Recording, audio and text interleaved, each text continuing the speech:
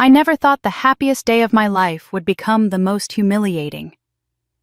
Picture this, a church filled with over 100 guests, flowers lining the aisle. My father holding my trembling hand as the music began to play. I stood at the altar waiting for the man who had promised me forever. But instead of my fiancé walking toward me, it was my sister. My own sister dressed in white with him on her arm. And then my mother's voice rang out across the pews. He chose strength over weakness. He chose her. In that moment, my world shattered. Laughter whispers the sound of cameras clicking the abandoned bride. That's how the newspapers called me the next morning. I left town in my torn wedding dress, vowing that if it took 10 years, I would come back stronger than they ever imagined. And I did. 10 years later, I wasn't the broken bride anymore. I was the woman hosting the grandest party in Chicago. And when my mother, my sister, and the man who once left me walked through the ballroom doors, they froze. Their faces went pale as they saw who stood beside me, hand in mine. Because my husband wasn't just anyone. He was the one man they never expected, and the truth about him would destroy everything they thought they had won. Stay with me. This isn't just a story of betrayal. It's a story of secrets, revenge, and a final twist so shocking you'll be talking about it long after the last word. My name is Emily Carter, and when this story begins, I was 22 years old, a senior at Northwestern University studying business and communications. On campus, people saw me as the ambitious scholarship student who had her life figured out. Professors praised my dedication, friends admired my focus, and from the outside it looked like everything was falling into place. But once the lecture halls emptied and I boarded the train back to my family's suburban home, the image of the confident young woman dissolved into something far lonelier. At home, I wasn't the promising student. I was the invisible daughter. Every Friday afternoon, after long hours of classes and tutoring work that paid for books and groceries, I would take the purple line into the suburbs and walk the last mile home. The minute I stepped through the front door, the weight of responsibility settled over me like a heavy coat. My father, kind but frail from years of working factory shifts and now dealing with worsening arthritis, needed someone to cook his meals and help him manage medication. The house itself seemed to demand constant attention, dust gathering in the corners, laundry piling up meals that never seemed to cook themselves. Without asking, I slipped into that role. I cooked, I cleaned, I cared. It felt like a duty, but also a way to show I was still worthy of love. My mother never saw it that way. I would set a hot plate of her favorite pot roast on the table, proud of balancing my studies with household chores, only to hear her sigh in disapproval.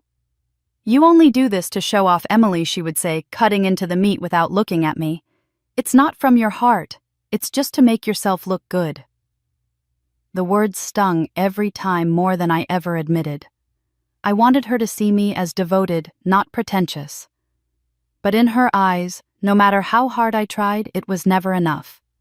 Sarah, my older sister, never lifted a finger in the house, but she could do no wrong. She was 25, working a part-time retail job that barely covered her rent yet. One afternoon I came home to find her beaming over a brand new Coach bag. "Mom bought it for me," she explained with a proud little toss of her hair. "She said I deserved it for sticking with my job."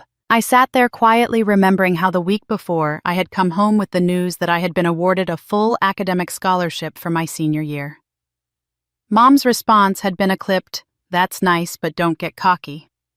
Sarah's handbag glistened on the table while my scholarship certificate sat buried in my backpack, uncelebrated. I tried to tell myself it didn't matter, that my worth wasn't measured by my mother's gifts or her careless remarks. Still, I found myself chasing her approval like a child begging for crumbs of affection.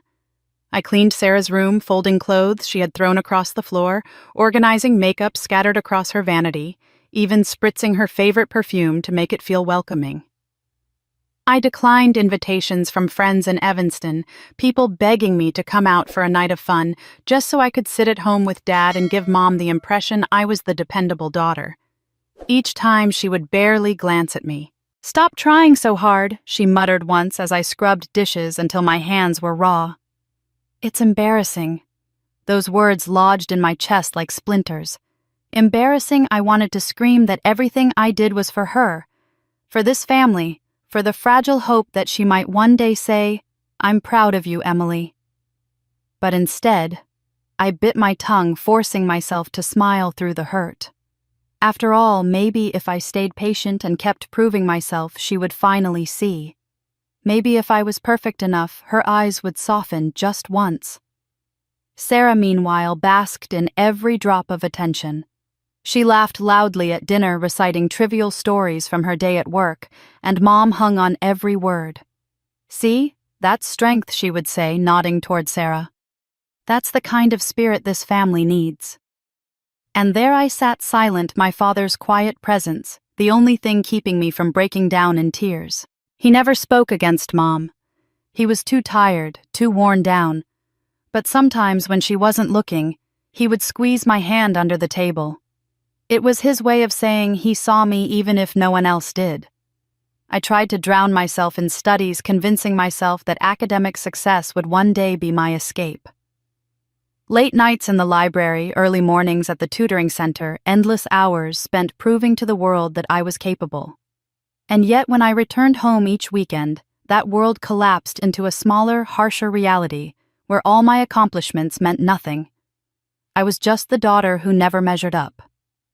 Looking back, I wonder how I endured it as long as I did.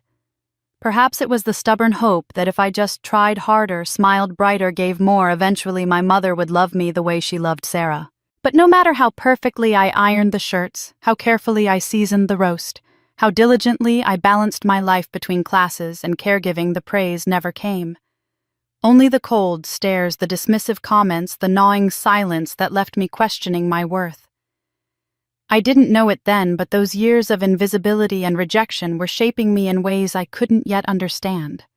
They were sharpening my edges, toughening my resolve, preparing me for storms I never imagined would come.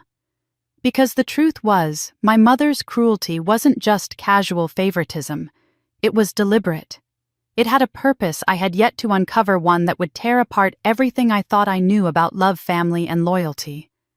But no matter what I did, it was never enough for her, and I was about to discover the devastating reason why. It was during one of those long autumn afternoons at Northwestern, when the leaves along Sheridan Road blazed red and gold, that I first met Alex. I was 22, worn down from balancing classes, tutoring shifts, and my endless responsibilities at home, and he seemed to appear out of nowhere like sunlight breaking through the gray. He was 24, a graduate student at the business school, tall with an easy smile that made people feel they were the only one in the room. I had never been the kind of girl who drew much attention, especially at home. But Alex noticed me right away. He sat next to me at a guest lecture about entrepreneurship, and before the end of the evening he had scribbled his number on the corner of my notebook. "We should keep talking," he said. "I think we have the same kind of dreams." From the very beginning, our conversations were different from anything I had ever known. Over coffee in the student union or late-night walks along Lake Michigan, we talked about building something of our own. One day, a company that would make a difference and prove to the world that two determined kids could create something extraordinary. He was ambitious but not arrogant, confident, but always eager to hear my ideas. When he said, "We'll conquer the world together, you and me," I almost believed it could be true. For once, I didn't feel like the overlooked daughter or the awkward outsider. I felt seen. As weeks turned into months, our lives began to weave together naturally. He would bring me sandwiches during long nights in the library, and I would quiz him before his finance exams. When I stressed over assignments, he calmed me with his quiet assurance, telling me, "You've got this, Emily. You always do." I had never had someone stand beside me so firmly, not just applauding my achievements, but holding me steady through the struggle to reach them. At home, every accomplishment was brushed aside or belittled, but with Alex, I felt as though each step forward mattered. With him, I wasn't invisible. I was cherished. Our relationship became a refuge. On weekends, when I could escape my mother's sharp words and my sister's smug smiles, Alex would take me out to the lake. We would sit on the rocks, our shoes off toes, skimming the cold water as the Chicago skyline glimmered in the distance. He would tell me about his childhood, about the small town in Indiana where he had grown up, about his determination to leave behind the limits he had known there. I told him about my father's quiet kindness, about my love for business strategy, about my secret dream to travel across Europe and see the world beyond the narrow streets of our suburb. He listened as though every word was precious. Sometimes when I fell silent, overwhelmed by how much it meant to finally be heard, he would take my hand and say, "Emily, you don't have to prove yourself to me. You already are everything." For the first time in my life, I let myself believe that love could be real. I no longer dreamed only of grades and survival. I dreamed of a future with Alex. We planned a little house with a porch where we could drink coffee on Sundays. We made lists of cities to visit: Paris, Rome, Barcelona, scribbled in the margins of our notebooks during class. I could picture us side by side, not just surviving but thriving, building a life that was ours alone. The idea of family no longer felt like a curse. With Alex, I thought I might finally know what it meant to belong. When senior year arrived, the pressure mounted. Final exams loomed, job applications piled up, and I felt stretched to my breaking point. But Alex was always there, steady as a rock. He walked me home from the library when the streets were dark, sat beside me as I drafted cover letters, and celebrated every small victory as though it were his own. He told me again and again, "We're a team, Emily, always." And I believed him. In his arms, I felt safe in a way I had never known before. All the bitterness from my mother's dismissals, all the loneliness of being the forgotten daughter, seemed to fade in the warmth of his love. Then came the night he surprised me. It was late spring, the air sweet with lilacs, and he asked me to meet him at our spot by the lake. When I arrived, he was standing there nervously, hands fidgeting in his jacket pocket. We talked for a few minutes, the way we always did, about finals and plans for the summer, and then he pulled out a small velvet box. Inside was a simple silver ring, nothing extravagant, but it gleamed in the moonlight. "Emily," he said, his voice shaking, "I don't want to wait for life to happen to us. I want us to build it together. Will you marry me?" My breath caught tears, pricked my eyes, and I nodded before the words could even form. In that moment, every hurt, every dismissal, every lonely night at home seemed worth it, because here was someone who chose me, who loved me enough to want forever.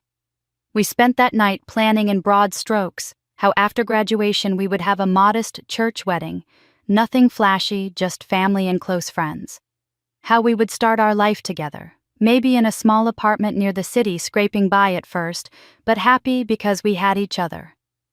For the first time, the future didn't terrify me. It exhilarated me. I clung to those plans like a lifeline. Each exam I passed, each job interview I prepared for, felt like a step toward the life I had dreamed of with him. I told myself that finally, I had escaped the shadow of my mother's cold eyes and my sister's smirks. I wasn't just the invisible daughter anymore. I was a woman who was loved, chosen, cherished. He would look at me sometimes, his eyes soft, and whisper, "You're my everything, Emily. You always will be." Those words wrapped around me like armor, shielding me from all the doubts and fears that had haunted me for years. I let myself believe in them, believe in him. He said I was his everything until my mother started whispering in his ear. After Alex slipped the simple ring on my finger and whispered his promises, I thought my life had finally begun to take shape. For the first time, I allowed myself to picture a future that wasn't marked by my mother's cutting remarks, or the way Sarah always seemed to shine brighter in her eyes. We began planning our modest church wedding, trading ideas about flowers and colors late into the night, and I felt a giddy kind of happiness I hadn't known since childhood. But soon the glow of engagement was interrupted by something far darker, something I had never anticipated: my mother's voice carrying through the thin walls of our home like a poison, seeping into everything I thought was safe. One evening I returned home earlier than expected from the library. As I passed the kitchen, I heard her low voice, sharp as a blade. "Alex, you need to think carefully about your future. She's too weak for a strong man like you. Sarah now. Sarah is a better wife and mother. She'll give you the life you deserve." I froze in the hallway, my hand trembling on the wall, unable to believe what I was hearing. My fiancé sat across from her silent, but I could feel the weight of his pause through the air. The humiliation stung even more than the words themselves. To my mother, I was not only unworthy of her love, but also of the man who had chosen me. I wanted to burst in to scream at her for daring to undermine me, but fear chained me to the shadows. I walked away quietly, telling myself that Alex loved me and that he would see through her manipulations. But her poison did not stop there. Over the next weeks, Sarah inserted herself into our wedding preparations with a brazenness that made my stomach turn.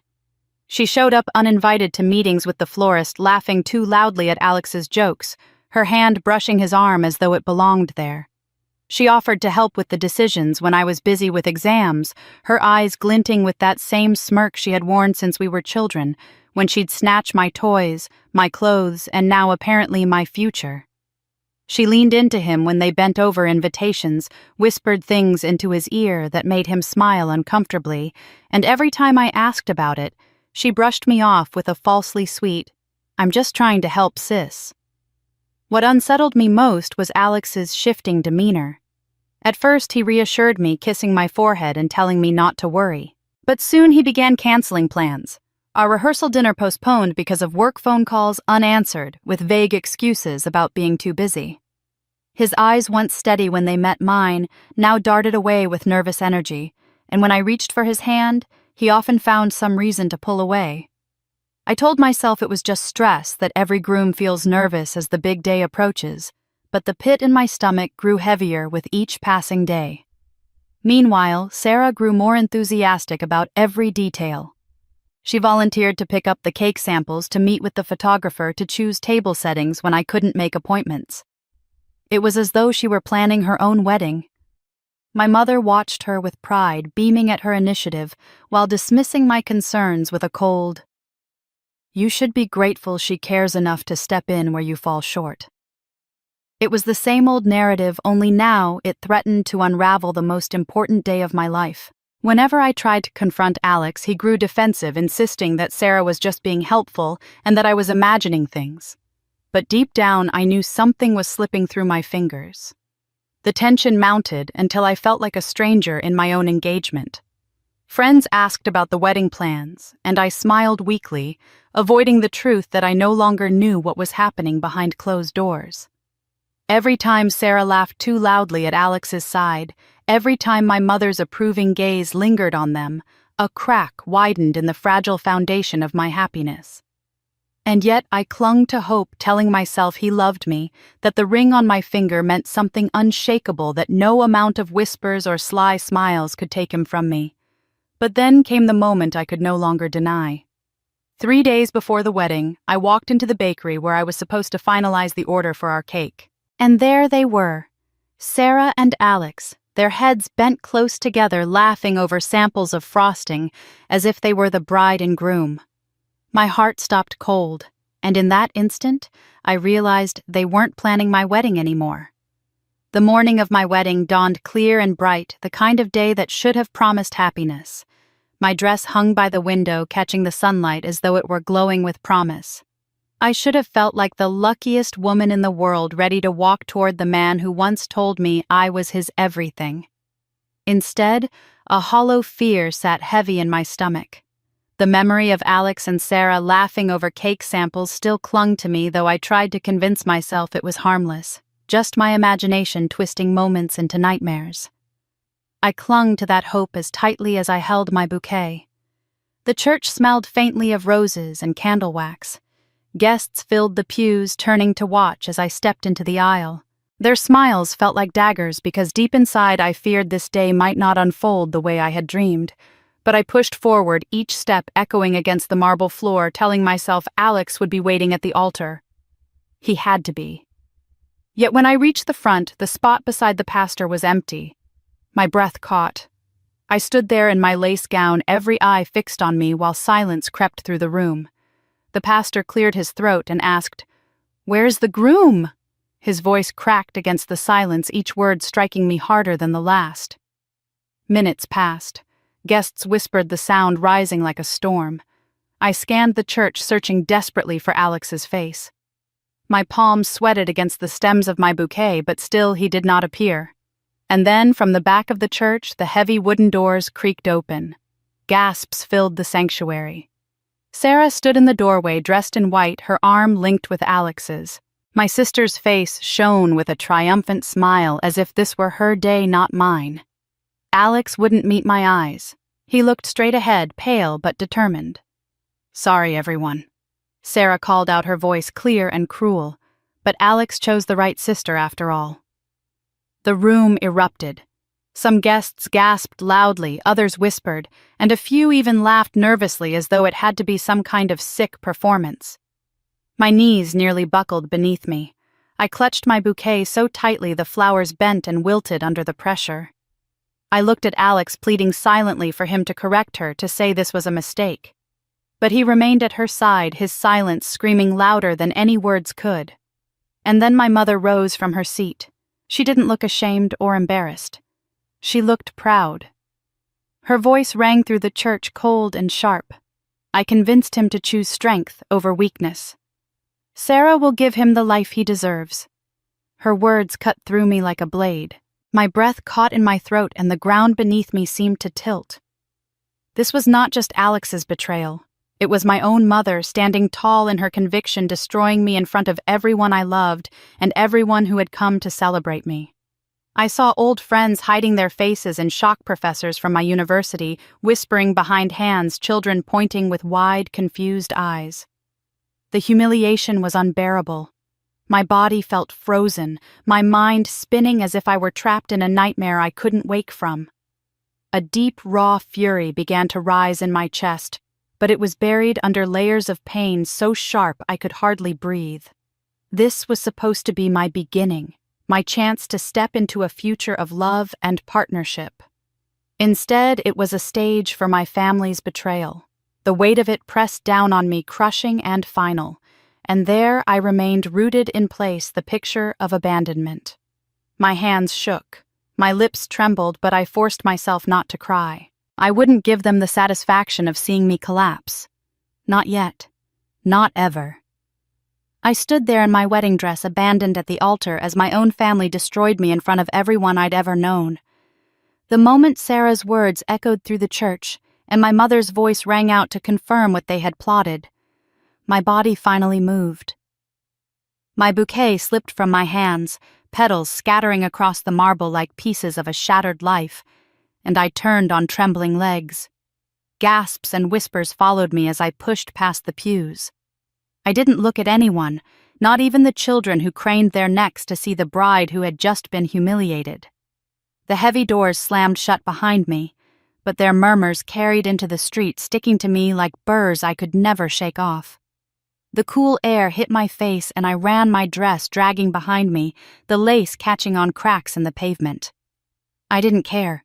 I just needed to be away from those eyes. Somewhere between the church steps and the corner, a camera flash nearly blinded me. A man I recognized from the local paper lifted his lens again. "Abandoned bride," he muttered with the excitement of someone who'd just found a front-page story. I shielded my face with my hands, but it was too late. By morning, the photo of me running through the streets in my wedding gown, tears streaking down my cheeks, would be everywhere. That image, I knew, would live longer than the marriage I had never been given. When I finally stumbled through the door of my childhood home, my chest burned with humiliation and rage. I tore the dress from my body, ripping stitches and scattering beads across the floor. The sound of fabric tearing was oddly satisfying, like shedding a skin I never wanted to wear again. Standing in my slip, I grabbed the old suitcase from the closet and began stuffing it with whatever I could find: jeans, sweaters, notebooks, anything that was mine and mine alone. My hands shook so badly that half the clothes tumbled to the floor, but I didn't stop. With every shirt I packed, I thought of Alex's silence. With every pair of shoes, I remembered Sarah's smirk. With every piece of myself I stuffed into that bag, I heard my mother's voice declaring me weak. I pulled open the desk drawer and found a piece of stationery. The pen hovered for a long time before the words spilled out in messy ink. "Dad, I'm leaving. I need to find out who I am without them. You know why. Don't look for me. Someday they'll regret what they've done."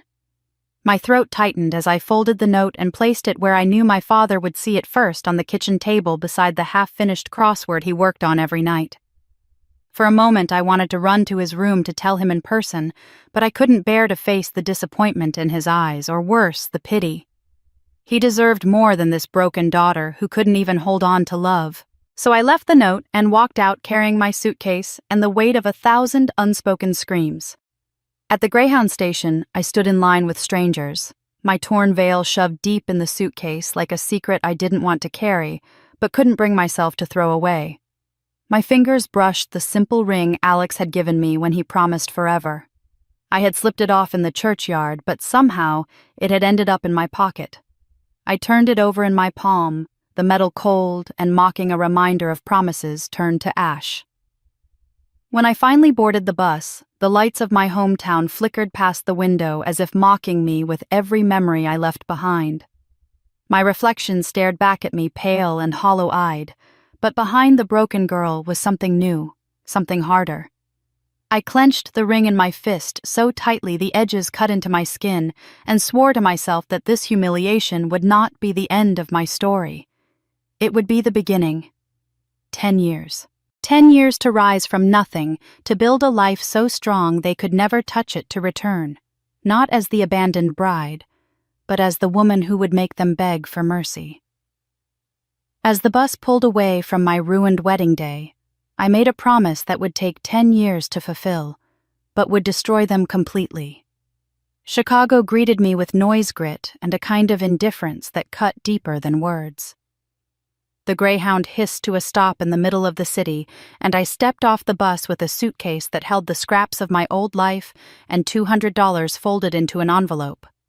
That money, along with a few crumpled bills from forgotten wedding cards, was all I had left of the day that had ruined me. I told myself it would be enough. It had to be. I walked the streets in my scuffed shoes, overwhelmed by the crush of strangers and the endless honking of cars. The skyscrapers rose like judgmental sentinels above me, their glass faces reflecting a life I wasn't sure I would ever belong to. By nightfall, I found a moldy studio apartment on the south side for $350 a month. The smell of damp plaster greeted me as I unlocked the door, and a thin mattress on the floor was the only furniture. Still, it was mine. As I lay on the mattress that first night listening to sirens wail in the distance, I hugged my suitcase as if it could protect me from the world.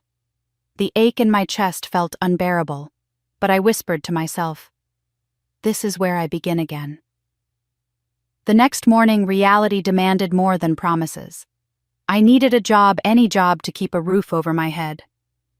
I answered an ad in the newspaper and found myself behind the greasy counter of a fast food restaurant wearing a uniform that smelled of old oil. The manager barked orders with a voice that carried no patience. When I fumbled with the register, he sneered, "Faster, sweetheart. People don't have all day." Customers rolled their eyes when I took too long with their change, and one woman muttered loudly enough for me to hear, "Can't believe they hire girls like her." Shame burned my cheeks, but I forced my trembling hands to keep moving, handing out burgers and fries as though this humiliation was just another rung on the ladder I had to climb. During breaks, I sat on an upturned crate in the alley behind the restaurant, staring at the oil-stained pavement and wondering how far I had fallen. I thought of the altar, the whispers, the betrayal, and each memory struck like a slap. But instead of crumbling, I gritted my teeth and whispered, "This is only the beginning. Someday they'll choke on their laughter." The nights were the hardest. In my little apartment, shadows stretched long across the cracked walls, and the air reeked of mildew no matter how wide I opened the window. I would drift into uneasy sleep only to jolt awake, heart-pounding, as the same dream replayed me standing alone at the altar, the pastor's voice echoing, "Where is the groom?" Faces blurred together, laughing, judging, while Sarah stood smug beside Alex. I woke with tears soaking my pillow, gasping for air, like I was drowning in that church again. But instead of letting the nightmares break me, I used them. I bought a cheap spiral notebook from the corner store and began filling its pages. At first, I wrote simple sentences: get a better job, save money, don't trust anyone. Then the words grew sharper, bolder, like weapons taking shape.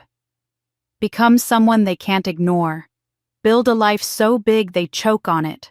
Return stronger than anyone expects. Every night after scrubbing fast food grease from my hair and hands, I sat by the flickering light of a lamp that hummed like it was ready to die and wrote until my wrist ached. My tears smudged the ink, but I didn't care. Those words were the only things holding me together. Each page was a promise that I would not remain the abandoned bride forever.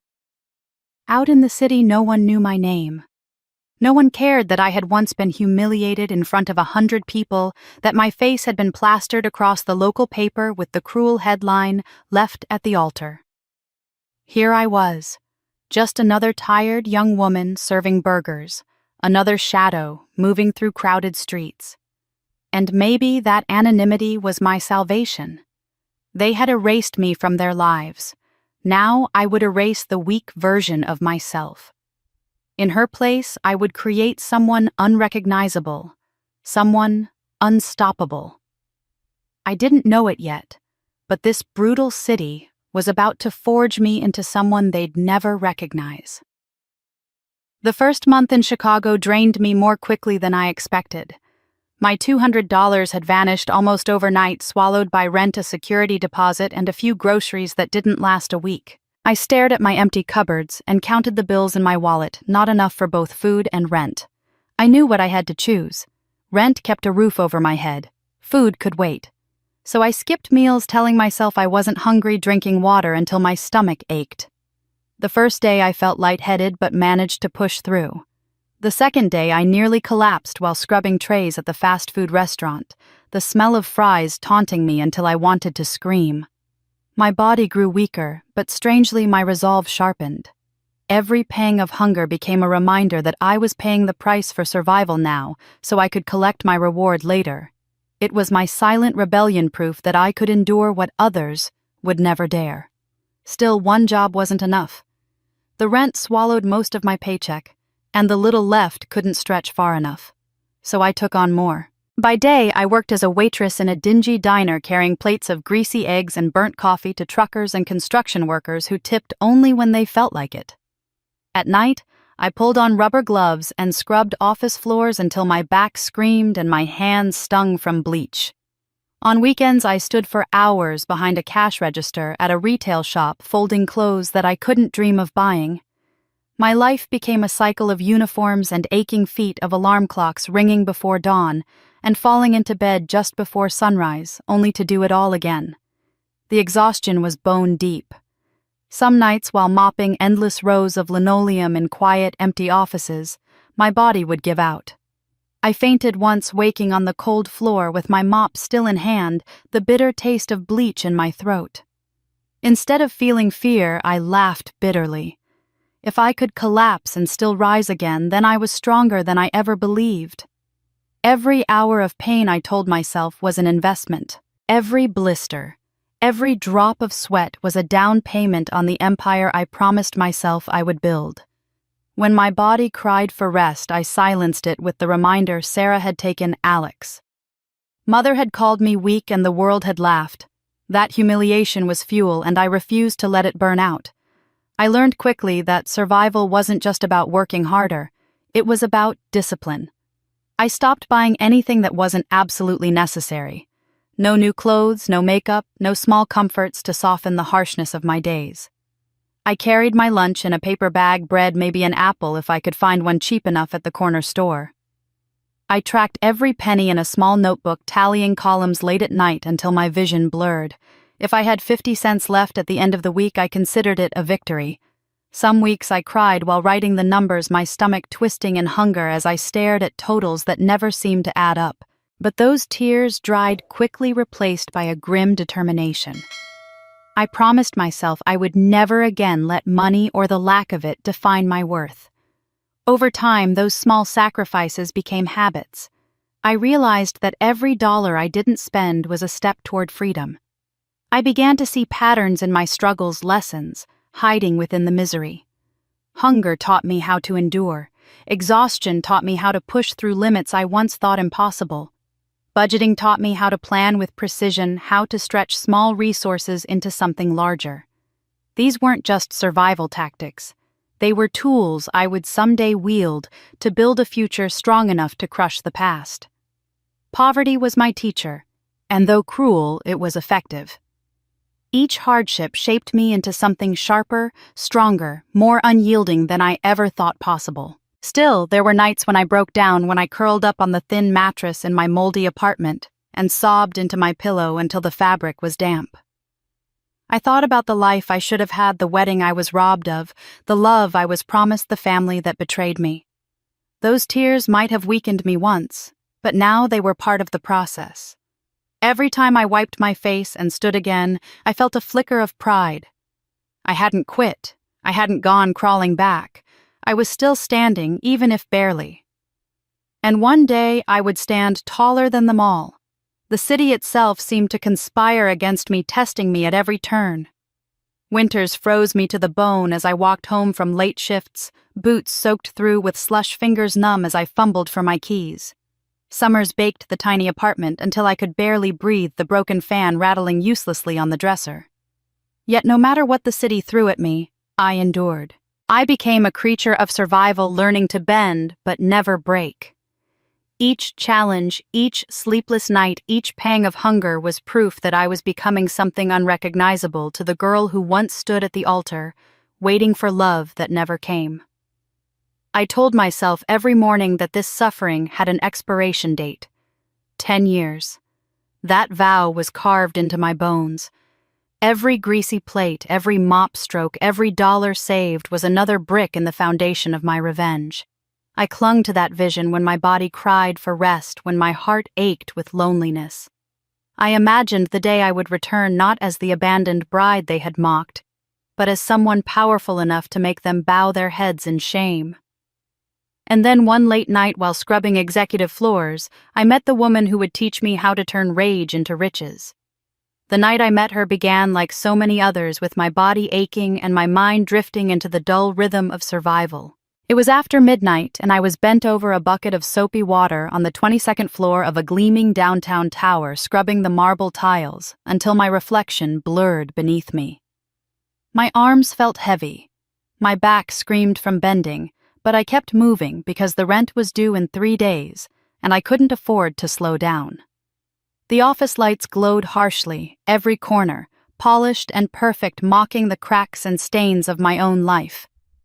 I thought I was alone, just another invisible cleaner in a city filled with ghosts, until I heard the click of high heels on the marble. I froze, mop in hand, embarrassed to be caught in my sweat-stained uniform. When I looked up, I saw her. She was elegant, dressed in a navy suit with pearls glinting at her throat, her silver hair swept back neatly. She looked every inch the kind of woman who belonged in this building, not someone who bent over floors like me. She stopped, tilted her head, and said, "You work hard for someone so young. What's your story?" No one had ever asked me that before. The question startled me more than her presence. I stammered something about needing the money, about holding down 3 jobs. She studied me for a long moment, then smiled in a way that felt oddly kind. "Come downstairs with me," she said. "There's a 24-hour diner around the corner. You need coffee more than you need that mop tonight." I hesitated, suspicious of her sudden interest, but something in her voice carried authority that was impossible to ignore. At the diner, with fluorescent lights buzzing overhead and a chipped mug warming my hands, she introduced herself as Elena. She told me she owned several businesses across Chicago, built from the ground up after her husband died when she was in her 30s. A self-made widow, she called herself, with a touch of pride. Then, almost casually, she leaned forward and said, "But before all of that, I was betrayed by my own sister. She stole my first fiancé." My breath caught. The words sank deep, echoing my own pain so precisely it was as if she had reached into my chest and plucked out the wound I tried to hide. She went on describing the way her sister charmed the man she was supposed to marry, the way her mother encouraged it, insisting he would be happier with someone stronger. My hands trembled around the mug. It was my story spoken from another mouth only decades earlier. For the first time since my own wedding day disaster, I felt understood. Elena didn't flinch when I told her about Alex, about Sarah, about my mother standing in that church and declaring me weak. She didn't pity me either.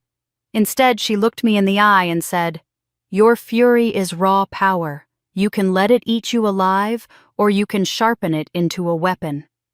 Which will you choose?" No one had ever framed it that way before. I had been drowning in anger. But hearing her speak, I realized that maybe anger could be the thing that saved me. That night marked the beginning of something new. Elena insisted we meet once a week. I thought she might forget, but the very next Tuesday she was waiting outside my apartment in her black sedan, honking softly as if she'd done it 100 times before. She took me to her office, poured me tea in a porcelain cup that looked too delicate for my rough hands, and began teaching me lessons I had never expected to learn. She explained profit margins and overhead costs, how to read a balance sheet, how to recognize when someone was lying in a contract. At first, the numbers overwhelmed me, but Elena had patience. She broke everything down into small steps, showing me how every business, no matter how large, was built from the same foundation. More than the technical skills, though, she taught me confidence. "You walk into a room as if you belong there," she said one evening when I shrank back during a meeting with one of her managers. "People believe what you project. If you project weakness, they will eat you alive. If you project strength, they will serve you even if you're trembling inside." I began to practice in the mirror, holding my shoulders back, lifting my chin, forcing myself to meet my own gaze. The girl who once ran from a church in tears began to fade, replaced by a woman who stared herself down and refused to blink. Week by week, the lessons grew sharper. Elena told me stories of ruthless negotiations of competitors who tried to crush her and failed, of nights she spent crying but still showed up the next morning ready to fight. She didn't sugarcoat anything. "Business is war," she said. "You win or you die. But sometimes, victory is simply refusing to quit." Something in me responded to that truth. I felt the predator instincts, awakening instincts I had never allowed myself to acknowledge because I had been taught to stay small, to accept scraps of approval while others feasted. With Elena's guidance, I began to imagine more than survival. I began to imagine power. I started small, practicing the budgeting skills I had learned out of desperation, but this time with a strategy. I set goals, tracked progress, and found ways to save even more. Elena praised my discipline, telling me it was the foundation of every empire. For the first time, I saw myself not as a victim of betrayal, but as someone sharpening her claws, preparing for the day she would strike back. The nights of hunger and exhaustion had hardened me. Elena's mentorship was now shaping me, giving me direction. I left her office after each session with my heart pounding and my mind blazing with possibilities. The world that had once chewed me up suddenly looked like prey. My past had stripped me bare, but Elena was teaching me how to use that naked pain as armor, as fuel, as a weapon. Her words didn't just inspire me, they taught me that the best revenge is building an empire they can never touch. When Elena handed me that first $500, it felt like someone had given me the key to a door I'd been pounding on for years. It wasn't much, but in my world it was a fortune. Every cent mattered, every dollar carried the weight of both hope and risk. I told myself I would make it stretch into something real, something bigger than the crumbling apartment I slept in, or the fast food grease that clung to my hair after night shifts. I had no illusions about how hard it would be, but I carried Elena's words in my chest like armor. "Your fury is raw power. Use it." I decided I would use that fury to build. My first step was small but daring, an event planning service. I figured who better than someone like me who had spent years observing every detail of other people's celebrations while serving from the sidelines to know what could make an event memorable. I designed a flyer on an ancient computer at the public library, printed 20 copies, and walked the city streets in the biting cold, slipping them under coffee shop bulletin boards, laundromat corkboards, and church community boards. To my surprise, within a week, a young couple called me. They wanted help planning their engagement party, something simple but elegant. My heart soared.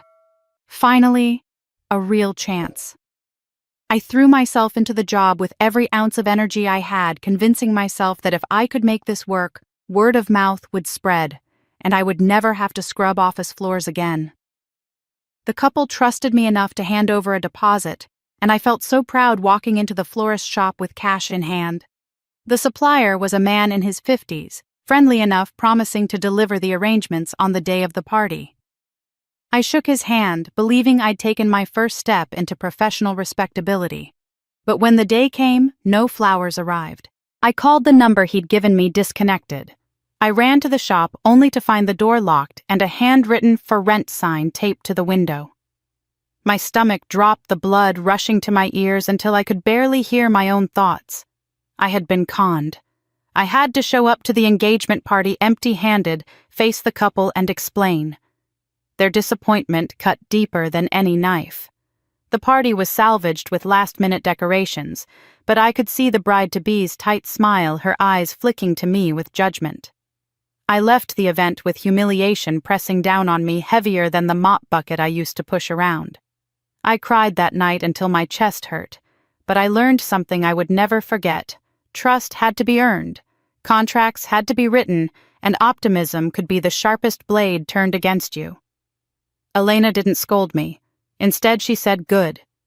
Better to be burned for 500 than 5 million. Now you know the stakes." She made me sit down and draft a mock contract right there in her kitchen, teaching me how to spell out terms that couldn't be twisted. Failure, she reminded me, was tuition for the education the world wasn't generous enough to give for free. Her words steadied me, but I still felt hollow. The world was bigger and harsher than I'd realized, and I wasn't sure how many more times I could scrape myself off the pavement. One evening, not long after that disaster, I was back at my restaurant shift. It was late, the dinner rush had thinned, and I was wiping down tables when I heard a voice say my name in disbelief. I turned, rag still in hand, and saw Jennifer. My Jennifer from college. From the days when life still felt like a map of possibilities instead of a battlefield. She looked almost the same, though sharper around the edges, her business attire tailored and sleek, her hair perfectly blown out. "Oh my God, Emily, is it really you?" she said, her eyes wide. For a second, shame washed over me. I wanted to disappear into the sticky floor to hide my grease-stained apron and the exhaustion in my eyes. But Jennifer rushed to hug me, holding me like no time had passed. She insisted on sitting in my section, and as I served her a plate of pasta, she asked everything where I'd been, what had happened. I told her bits and pieces, careful not to spill the full humiliation of my wedding day, but she saw enough in my eyes to know it hadn't been easy. When I mentioned trying to start an event business, her face lit up. "That's perfect for you," she said. "You were always the organized one. I still remember how you basically ran our student gala while the rest of us floundered." She pulled a business card from her purse and pressed it into my hand. "Call me. I know people who need reliable planners. You just need the right introductions." That card felt heavier than gold. For the first time in months, maybe years, I felt like the universe hadn't completely forgotten me. We talked until her dinner was cold, laughing about old professors remembering stupid inside jokes. For a little while, I wasn't the abandoned bride or the desperate waitress. I was just Emily again, with someone who remembered me when I was still whole. Before she left, she tilted her head thoughtfully. "This is random, but it just popped into my head," she said. "Years ago, I was in the admin office at Northwestern sorting out some paperwork. I swear I saw your mom there looking frantic. She was asking all these questions about your student records, even your birth certificate. It seemed odd at the time, but I didn't think much of it." She shrugged.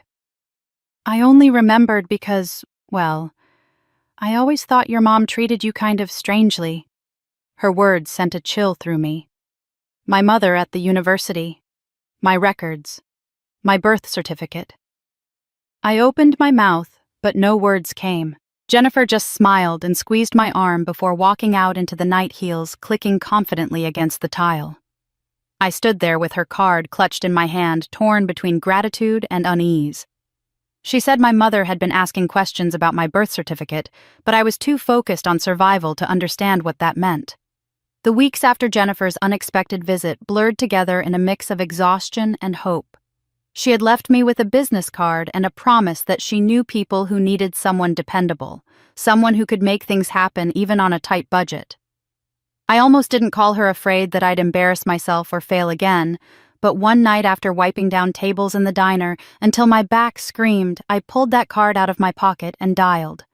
Jennifer answered as though she had been waiting for me. Within minutes, she was telling me about a family she worked with who hosted charity galas every year and had been frustrated by a string of unreliable event planners. "Emily, this could be your shot," she said, her voice warm and certain, as though she could already see me succeeding where I only saw risk. I barely slept the night before the meeting. My entire future seemed to rest on whether or not I could convince this family to take a chance on me, a woman with no real business, just a dream, a binder full of notes, and the conviction that I would not fail again. I borrowed a blazer from a coworker at the diner, pressed it with an old iron until the sleeves looked presentable, and rehearsed my pitch on the bus ride over. My hands shook as I waited in the marble lobby of their downtown building, surrounded by people in tailored suits who looked as though they belonged there in a way I did not. But when the family's representative finally walked in, I forced myself to smile and introduced myself as confidently as I could. The meeting was grueling, filled with skeptical questions about budget management and vendor contracts. But somewhere in the middle, something shifted. I explained how I could pull together resources others overlooked, how my own struggles had taught me to stretch every dollar without sacrificing quality, and I saw the man's expression change from doubt to cautious interest. By the time we shook hands, he said, "Let's see what you can do with this year's gala."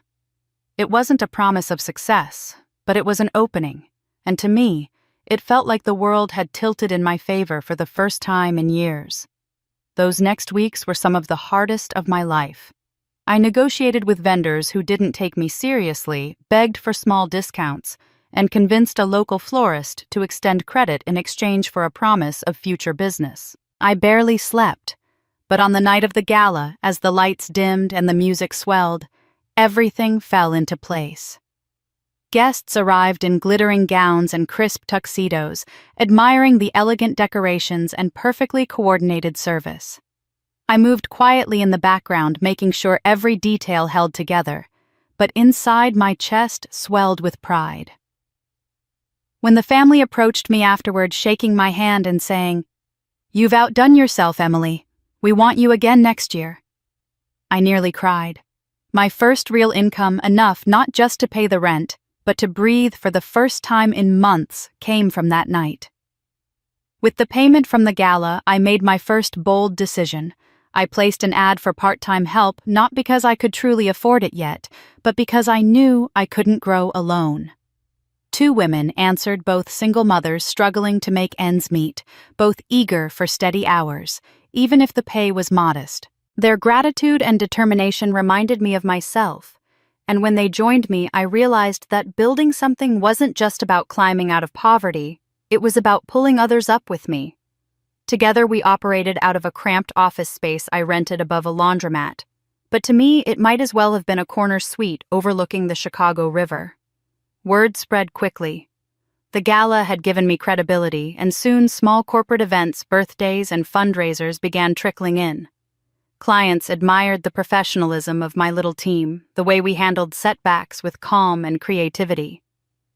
For the first time, my days weren't consumed by dread of bills or the humiliation of scrubbing floors. I was building a reputation brick by brick, and though the foundation was small, it was strong.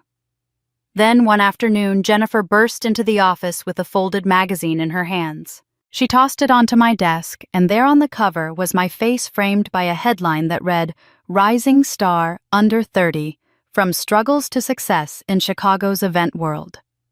I stared at it, unable to believe it was real. The article told my story, not all of it, not the heartbreak and betrayal I kept locked inside, but enough of it to inspire readers who only saw a young woman making her way against the odds. My employees hugged me, their eyes shining with pride, and I framed the article on the wall above my desk where I could see it every morning when I walked in. For a brief moment, I allowed myself to breathe in the sweetness of accomplishment. I had been nothing but a broken girl in a torn wedding dress, once running from whispers and humiliation. Now I was a name in print, a woman who had made her first real mark. Still, as I stared at that frame, I felt a stirring deep inside, a reminder that this was only the beginning. The taste of success was intoxicating, but it was not enough. Not yet. Success tasted sweet, but I was just getting started on my climb to the top. 5 years passed, and when I think back to the girl I was when I stepped off that bus in Chicago, hungry and terrified, I hardly recognize her. That morning began like many others lately. I unlocked the door to my downtown office, sunlight pouring through tall glass windows onto polished hardwood floors. I set my bag down on the leather chair behind my desk and glanced at the framed article still hanging on the wall, the one that had first called me a rising star. But now it felt almost quaint. I had outgrown that article, outgrown even the words rising star. I was no longer rising. I had risen. There was a large mirror mounted across from my desk, a decorative piece meant for clients to check their appearance before stepping into big events. As I adjusted my jacket, I caught sight of myself in it.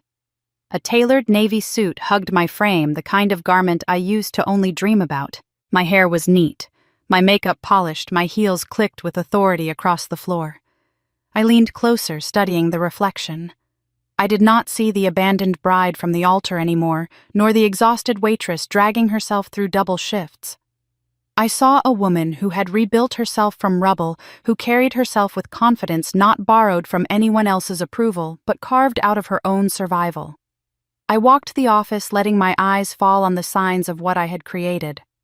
Rows of binders documenting past events lined the shelves, each one proof of contracts fulfilled and clients who trusted me. My assistant was already fielding calls from new inquiries, corporate galas, weddings for the city's elite charity fundraisers that needed flawless execution. What began as a desperate attempt to prove myself had grown into one of Chicago's most sought-after event planning firms. We had moved 3 times in 5 years, each office bigger than the last, and now we occupied an entire floor. But my business was not the only thing that had flourished. With Elena's advice, I began investing early, putting money into small properties in struggling neighborhoods. Those properties grew in value, and suddenly I had a second source of income, steady and reliable. The girl who once had to choose between rent and food now signed checks for mortgages, contractors, and development projects. I had friends in places I once thought untouchable, city officials who attended my events, local philanthropists who called me personally, fellow entrepreneurs who asked for my advice. I had built a network as sturdy as the walls around me, a life my mother and sister could never erase. Still, no matter how many deals I signed or articles I framed, there were moments late at night when I remembered that day in the church. The sting of standing there in white while whispers filled the air never fully left me, though it no longer controlled me. If anything, it fueled me. Every time I closed a contract or deposited a payment, I thought of the faces of those who had once smirked at my pain. Their betrayal had become the foundation of everything I had now. One evening, I sat at my desk long after my employees had gone home. The city lights glittered outside the window, and I opened the small wooden box I kept in the bottom drawer. Inside were old photographs and a few tokens of the life I'd left behind. I pulled out one picture of Alex and me during our college days, both of us smiling as though the future was certain. My stomach tightened, not with longing, but with disbelief at how far I had come from that girl who thought love alone would save her. With steady hands, I placed the picture into the shredder and watched it disappear. Then I deleted the last digital traces I still carried on my phone contacts, old messages, photos I had never quite been ready to erase. When the screen went blank, I felt something I hadn't in years: lightness. It was as though chains I hadn't realized I was dragging had finally been cut. I whispered to the empty office. Now I'm ready. Not for them. Not for what I lost. For what I deserve. I leaned back in my chair, closing my eyes. I imagined the life I wanted now, one not haunted by betrayal, but strengthened by what I had built. I thought about companionship, not the kind where I clung to someone for validation, but the kind where two people stood side by side as equals. I knew I was ready for that now. I no longer needed someone to rescue me. I had rescued myself. Whoever came into my life next would have to meet me where I stood on solid ground of my own making. For the first time, the thought of love didn't scare me. It excited me. I felt I could open my heart again, not to repeat the past, but to write something entirely new. I smiled at my reflection in the mirror across the office, the confident woman staring back at me. She was whole. She was strong. And she was no longer waiting for anyone's permission to live fully. I thought I had left my past behind forever, until fate brought someone into my life who would change everything. The night of the Chicago Business Excellence Awards felt like a culmination of every sleepless night and every sacrifice I had made. The ballroom shimmered with light crystal chandeliers, casting a glow over gowns and tuxedos that glittered like jewels. I had been invited to give a keynote speech, a moment that only 5 years ago would have felt impossible. My topic was resilience, framed around my journey of building an empire from the ashes of humiliation and despair. As I stood at the podium, my voice carried steady and clear, and for once I wasn't just telling a story, I was living proof of it. When the applause filled the room at the end of my speech, I felt the kind of validation I used to dream of, but never dared believe was real. As I stepped off the stage, glass of sparkling water in hand, people approached me to offer congratulations. Their words blurred together polite admiration and handshakes. But one figure lingered, waiting until the crowd had thinned. He was tall, broad-shouldered, dressed in a perfectly tailored black suit that somehow didn't wear him. He wore it. His dark hair was threaded with silver at the temples, his jawline sharp, his presence commanding without trying. He extended his hand, and when our eyes met, it felt like he was seeing straight past the public figure I'd carefully constructed, and directly into me. "You have fire that burns brighter than most," he said, his voice low, steady, deliberate. "Most people in this room, they've built businesses out of money, out of privilege. You built yours out of survival. That's rarer and far more powerful." For a moment I was taken aback. Compliments were nothing new in this world, but his words weren't flattery. They were observation. He had read something in me others overlooked, something I guarded as both my wound and my strength. I found myself smiling despite the instinct to remain guarded. "Thank you." I suppose the fire was the only thing I had left to keep me warm. He smiled then, faintly, almost as if he understood more than I had said. "That kind of fire doesn't just keep you warm. It lights the path for others." We stood in silence for a beat, the hum of conversation and clinking glasses filling the space around us. Then he introduced himself. David, just David for tonight." I laughed, lightly intrigued by the evasiveness. "Just David. No last name." "Not yet," he replied, his eyes holding mine with a glimmer that was both playful and unreadable. Some stories deserve to unfold slowly. Something in the way he said it sent a chill down my spine, not of fear, but of recognition. As though the universe was whispering that this encounter meant more than I could yet see. We drifted into conversation, and to my surprise, it flowed as easily as if we'd known each other for years. We spoke about business, yes, but not in the usual transactional way. He asked about my philosophy, how I made decisions, what I valued most in building not just a company, but a legacy. I told him about trust, about how betrayal had once nearly destroyed me, but had also taught me that character mattered more than anything else. He listened intently, not interrupting, not trying to impress me with his own accomplishments. Instead, he leaned in, genuinely curious. When I asked about his work, he gave only pieces, fragments. "I've built companies, sold some, kept others. I've invested in people more than products. Money comes and goes, the right people last. He mentioned growing up in a small Illinois town, one I vaguely remembered hearing of but couldn't place on a map. But when I pressed for more details, family, childhood, how he came to the city, he shifted smoothly, changing the subject back to me. It should have been frustrating, but instead, it only deepened the air of mystery surrounding him. The evening slipped away, as if time bent around us. The noise of the gala faded into the background, the swirling gowns and tuxedos, nothing more than shadows. As we stood near the edge of the room, our glasses untouched, our conversation weaving through dreams and philosophies, fears and hopes. I caught myself laughing in a way I hadn't in years, a sound unburdened, free. It startled me. I had become so used to holding myself together, to projecting strength, that I'd almost forgotten what it felt like to simply be seen without effort. At one point, he tilted his head, studying me in that same unsettling but oddly comforting way. "You remind me of someone who walks through fire and comes out stronger instead of burned." I swallowed the words, landing in the tender space of memory where the ashes of my wedding day still lingered. "I suppose I had no other choice," I said softly. "There's always a choice." He countered, his gaze steady. "You chose not to let it define you. That's what makes you extraordinary." Extraordinary. Not broken, not abandoned, not a victim. The word wrapped around me like a balm, and I realized how long it had been since anyone had called me something without attaching it to pity or condescension. The night wound down, guests began to leave, and the hum of conversation faded into the quiet of the near-empty ballroom. He glanced around as though measuring the moment, then looked back at me. His expression softened, his voice dropping to something almost intimate. "I'd like to continue this conversation. Over dinner, perhaps, or somewhere less crowded."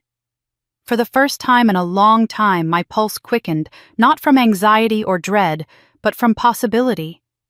There was a gravity in him, something dangerous in its pull, but also something that felt unshakably right. He reached into his pocket, not for a business card like the dozens I had collected that evening, but simply extended his hand again, palm open, waiting. "Can I have your number?" He asked for my number, and something about his eyes made me feel like fate was finally smiling on me. The first dinner with David after the gala was simple, almost disarmingly so. He chose a quiet Italian restaurant tucked into a side street where the lighting was soft and the tables close enough for conversation to feel intimate. I arrived with my guard firmly in place, reminding myself again and again that I couldn't allow history to repeat itself. I told myself this was just dinner, just conversation, nothing more. Still, I caught myself smoothing my hair in the reflection of the restaurant's window, before walking in my heart, betraying my calm facade. When he stood to greet me, his expression was calm without expectation, and it made me feel less like I was stepping into a trap, and more like I was stepping into something gently unknown. We ordered food and wine, and as we ate, he asked questions. Not the shallow kind. Not inquiries designed to impress, but genuine questions about my work, about how I managed stress, about what I loved most about building something of my own. I answered cautiously, giving pieces of myself, but never the whole story. I mentioned that I knew betrayal well, but I did not explain how it had gutted me on my wedding day. I told him I understood the pain of having family let you down, but I didn't describe the hollow laughter of my mother and sister as they tore my world apart. My words were guarded like stones laid into a wall, protecting me from the possibility of being hurt again. David never pressed. Instead, he offered glimpses of his own past, carefully measured, almost as if he knew how much I could bear at once. "My family was destroyed by cruel people years ago," he said once, his voice even, but laced with something darker underneath. "It taught me that not everyone deserves your trust." He left it at that, and when I tilted my head silently asking for more, he shook it off with a faint smile. "Another time." It should have frustrated me, but instead it drew me in because he seemed to understand the language of scars without needing to compare them directly. Weeks passed, and with each meeting, coffee dinner, the occasional long walk through the city, I found myself lowering my defenses, if only an inch at a time. He never demanded more than I was ready to give. He didn't ask why certain memories tightened my throat, or why I sometimes looked away when weddings came up in conversation. He simply stayed steady and unshaken, proving himself in small, quiet ways. He attended one of my company's events not as a guest, but as a silent supporter, slipping into the back and watching the evening unfold. Later, he told me it was flawless, but what struck me more than his words was that he hadn't announced himself, hadn't tried to use his presence to add weight to the evening. He was content to let me shine. One Saturday afternoon, I found myself sitting in my office, exhausted after a particularly demanding week. Papers littered my desk, my inbox overflowed, and I was seconds from snapping when my phone buzzed. It was David. "Step outside." The message read, "Curious." I went downstairs, and there he was standing with 2 paper cups of coffee and a small bag of pastries. "You need to breathe," he said simply, handing me one of the cups. No judgment, no lecture, just presence. That was how he won me, not with grand gestures, but with consistency, with showing up in ways that others never had. Still, the wall around me remained. I was careful.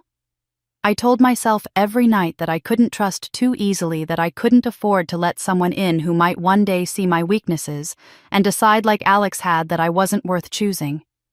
My heart had windows now, but they were shuttered, letting only slivers of light through. Then came the night of the thunderstorm. The city was cloaked in sheets of rain, the streets slick and shining under bursts of lightning. We had been walking near the river when the storm broke, and instead of running for cover, David laughed, tilting his face up to the sky as though welcoming it. We ducked into a narrow awning, water dripping from our coats, our hair plastered to our faces. I was laughing too breathless, and for a moment I forgot to be guarded. He turned to me, then his expression suddenly serious. The laughter faded from his lips, and he reached out, brushing a wet strand of hair from my cheek. His hand lingered, steady, grounding. "Emily," he said, and the way he spoke my name carried a weight that stilled me. "I don't need to know every detail of your past. I don't need explanations or justifications. I choose you for exactly who you are right now, standing here in the rain with me." The words pierced through me with the force of lightning itself. No one had ever said that to me, not without conditions or comparisons.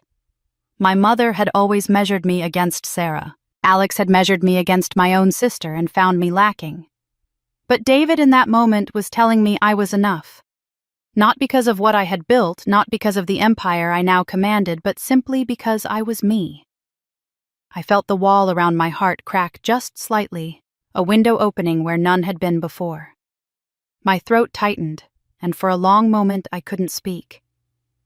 The rain poured around us, but inside that narrow awning I felt something shift, something fragile but undeniable. His words broke through walls I'd built around my heart, but I had no idea how deeply our pasts were already intertwined. After that night in the storm, something shifted between David and me. It wasn't dramatic. No fireworks or sudden declarations, but a steady opening of doors I had kept locked for too long. Where I once hesitated, I began to lean. Where I once doubted, I began to trust. That trust first showed itself not in candlelit dinners or whispered confessions, but in the boardroom surrounded by contracts and spreadsheets. My company had grown steadily over the years, but I had always played it safe, wary of extending too far. David saw beyond my caution. One evening, while reviewing proposals in my office, he leaned back in his chair and said, "You've built the bones of an empire. Now it's time to flesh it out." I laughed nervously, admitting my reluctance to take on large investments. He didn't dismiss my fears or brush them aside. Instead, he asked me to show him the numbers, to walk him through my plans. For the first time, I had someone who listened, not to undermine, but to understand. Together, we mapped out a vision of expansion, moving beyond mid-size events into the world of luxury experiences that catered to Chicago's elite. David offered capital to fuel the growth, but he made it clear, "This is your company, Emily.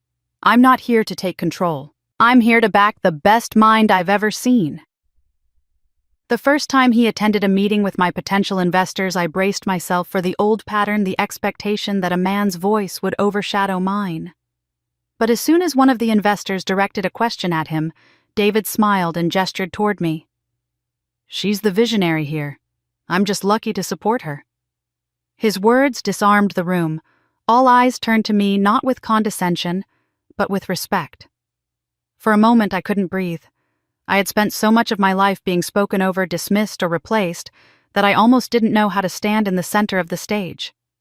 But David's unwavering gaze grounded me, and I found myself speaking with confidence I didn't realize I had been waiting to use. By the end of that meeting, not only had the investors agreed to back the expansion, but they also approached me afterward praising my clarity and vision. I walked out of that room taller than I had walked in, not because David gave me power, but because he had cleared space for me to claim it myself. As months passed, our business and our relationship grew in tandem.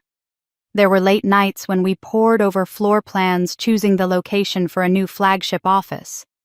There were mornings when we shared coffee while reviewing vendor contracts, my notes scribbled in the margins while his neat handwriting filled the spaces I'd missed. We debated sometimes passionately over details, whether to invest in in-house catering or continue outsourcing, whether to prioritize expansion in Chicago or look toward the coasts.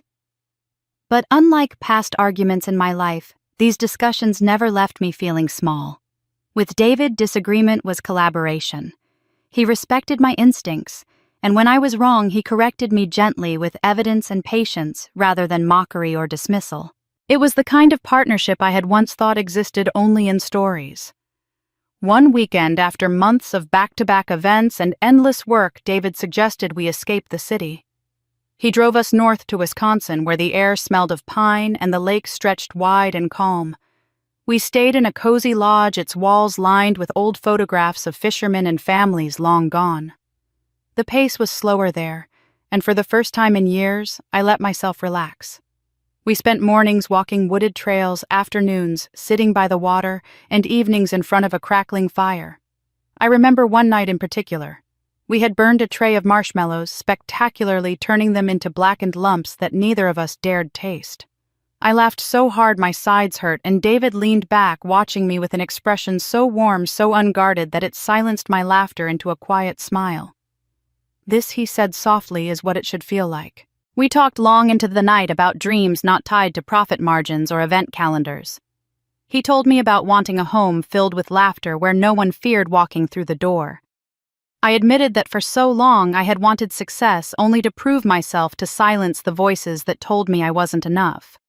But sitting there, I realized success had given me something more precious: the chance to choose a partner who valued me as an equal. In the flicker of firelight, I saw not just the man who had helped me expand my business, but the man who had anchored me, who had shown me that strength didn't have to mean standing alone. When we returned to Chicago, the world felt sharper, brighter. Investors respected me not just because I was competent, but because David made sure they saw me as the leader. My employees worked harder, inspired by the culture we were building together, one rooted in fairness, ambition, and trust. Every corner of my life felt transformed. The broken bride who had fled in humiliation was gone, replaced by a woman who not only commanded respect, but had someone beside her who celebrated her victories as much as she celebrated her own. It wasn't just love I'd found my partner in building the life I'd always dreamed of. The first time David hinted at proposing it wasn't with words but with the way he looked at me. We had been walking along Lake Michigan, the same stretch of water where Alex once whispered promises that turned to ash in my hands. But with David, the air felt different, steady, unshakable. His hand was warm around mine, and the silence between us wasn't empty. It was full of something I could only describe as peace. When he finally stopped and turned to face me, the lake shimmering gold with the setting sun behind him, I felt my breath catch. He didn't kneel, not at first. He just held both of my hands in his and said in a voice steady and sure, "You're my future, my peace. The reason I believe in tomorrow again." Then he pulled a small velvet box from his pocket and opened it. Inside lay a vintage ring, delicate and timeless, with a round diamond set in an intricate band of white gold. "This belonged to my grandmother," he said softly. his voice trembling for the first time. She believed in love that could survive wars, betrayals, and even death. I want you to wear it, because I know you and I are meant to survive everything together. I felt my knees weaken and tears burned hot in my eyes. I thought of the ring Alex had given me, a plain, forgettable thing that had meant nothing in the end. This ring was different. It carried history, strength, endurance. It carried a promise that went deeper than words. My yes came out as a whisper, but David heard it as clearly as if I had shouted it across the water. He slid the ring onto my finger, and for the first time since the day I stood humiliated at an altar, I felt chosen not because I was the convenient option, but because I was his only option. Our wedding day was nothing like the grand, chaotic ceremony my mother once tried to orchestrate for me. This time, I chose every detail, not for appearances, not for approval, but for meaning. We were married in a botanical garden in Chicago, a hidden jewel that bloomed with wild roses, peonies, and ivy, climbing ancient stone walls. The guest list was small, just a circle of true friends, a handful of business partners who had become like family, and of course, Elena. She walked me down the aisle, her arms strong and steady, and for the first time in my life, I felt like I had a mother's blessing. She whispered, "You deserve every ounce of this happiness," before placing my hand in David's. I wore a simple gown silk that flowed like water, elegant without extravagance. No lace trains designed to impress, no glittering embellishments meant for gossip magazines. Just me, stripped of everything false, walking toward the man who saw me clearly and still wanted me. When I reached him, David's eyes were wet, though he tried to smile. He didn't see a bride haunted by the shadows of her past. He saw me the woman who had rebuilt herself from nothing, who had stood back up after being shattered. The vows we spoke were not polished poetry or borrowed lines. They were raw, unguarded promises. I told him, "You are my proof that love can heal what was broken. I will walk beside you not just in joy, but in every storm." He replied, "You are the one I searched for when I didn't know I was searching. I vow to honor the fire in you, never to smother it." When we kissed, the applause around us faded. I felt only the weight of his hands and the certainty of a future that belonged to us alone. The reception was warm and intimate. We dined under strings of lights woven through the trees, laughter and music echoing through the garden. Elena gave a speech that had everyone wiping their eyes, saying she had watched me rise from ashes, and that this marriage was the proof that justice sometimes comes in the form of happiness. It felt like healing, like rewriting the ending to a story that had once ruined me. Yet, as perfect as it seemed, life has a way of sneaking shadows into the brightest days. During the reception, as I stood near the bar greeting guests, one of David's old college friends approached with a wide grin. He clapped David on the back and said, "Never thought I'd see the day you came back to Illinois after what happened to your family. Guess true love changes everything, huh?" My smile froze.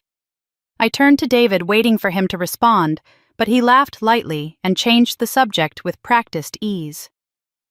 "We're just happy to celebrate tonight," he said, steering the conversation toward the music. The friend didn't notice my unease, but I did. It was the first time David's past had brushed against mine in public, the first time I felt a door close just as I tried to peek inside. I let it go that night because happiness felt too precious to taint with suspicion. Still, the words lingered like smoke in the back of my mind. Why had he stayed away from Illinois? What had happened to his family? Questions. I wanted to ask, but didn't, not yet. For now I chose to rest in the warmth of the present, the vintage ring on my finger, the man who called me his future, and the life we were building together. I didn't know then that beneath the joy of that evening, the past was already winding its way toward us, weaving connections I had yet to discover. Little did I know this new last name would connect me to my past in ways I never could have imagined. The birth of my son felt like the closing of one chapter and the radiant beginning of another. When I held him for the first time, his tiny fist wrapped around my finger, I felt a sense of completeness I had never known before. We named him James after my father, the one person who had quietly loved me through all the storms of my youth, even when he didn't have the courage to fight against my mother. Giving my son that name was my way of reclaiming something that had been bruised in me for so long, a reminder that love, when genuine, deserved to be carried forward. The delivery room was filled with laughter and tears, and I remember looking over at David as he brushed hair from my damp forehead. He whispered, "He's perfect, just like you." Those words, so simple, carried more healing than years of therapy ever could have. The early months of motherhood were a blur of sleepless nights, midnight feedings, and learning how to swaddle with one hand while balancing a phone call with the other. But for once, I wasn't doing it alone. David was the kind of father who didn't just participate, he dove in head first. He learned how to soothe James with a steady rhythm of gentle rocking, how to prepare bottles at 3 a.m, how to change diapers with the precision of someone tackling a business deal. He never once left me to carry the weight by myself, and that partnership deepened the bond between us in ways I hadn't imagined possible. Our home became a haven. By then, my company had grown beyond what I had once scribbled in a notebook during nights of hunger and despair. We bought a mansion in Lincoln Park, the kind with wide bay windows and a garden where roses bloomed against the Chicago sky. It wasn't just a house, it was proof that I had built something enduring, something beautiful from the ashes of betrayal. Every corner of that home echoed with laughter and life. James took his first steps on the polished wooden floors of our living room, stumbled toward David's waiting arms. And I remember thinking, this is the kind of moment my mother could never have imagined for me. My company had become the premier luxury event firm in Chicago. I had teams of planners working under me, and our events graced the pages of glossy magazines. Celebrities and CEOs trusted my vision, and when people asked how I'd built such an empire, I smiled without telling them the truth, that it had started from a broken bride with nothing but a suitcase and rage to fuel her. Recognition came with speaking engagements and features in business journals, but the satisfaction wasn't in the applause. It was in the knowledge that I had proved them wrong. All of them. As James grew, I began to measure my life less in contracts signed or galas executed, and more in milestones that mattered. His first words, his school recitals, the way his small hand slipped into mine when we crossed the street. All of it stitched together a life I once thought was impossible for me. I had once believed family was a word drenched in betrayal, but slowly, with David and James, it became something softer, warmer. There were Sunday mornings filled with pancakes and sticky fingers, evenings by the fireplace with David's arm around me and James curled in my lap, and quiet moments where I realized I had become the woman I was always meant to be. Still, there were times when memories intruded. Sometimes in the stillness of night, I would recall the humiliation of standing in that church alone in a white dress, whispers slicing through the silence. The image of my sister's smirk and my mother's cold words would flash through my mind, and for a moment the old bitterness would rise. But then I'd turn, and there would be David sleeping peacefully beside me, our son breathing softly down the hall. That was enough to remind me that I had won even without ever setting foot back into their world. 10 years. That was how long it had been since that cursed day. On the anniversary of what was supposed to be my first wedding, I sat in my office overlooking the Chicago skyline, the city spread out like a canvas beneath me. The sun dipped low, painting everything in gold, and I realized something profound I had become, everything they swore I never could be. My mother had told me I was weak, my sister had stolen the man I loved, and Alex had whispered that I wasn't enough. Yet here I was, wealthy, respected, loved, and stronger than I had ever dared to imagine. The broken girl in the wedding dress was gone. In her place stood a woman who had built an empire on her own terms. That night, David and I celebrated quietly. James was tucked into bed, and the two of us shared a glass of champagne in the kitchen. David raised his glass to me, his eyes glimmering with pride. To 10 years, he said. To everything we've built.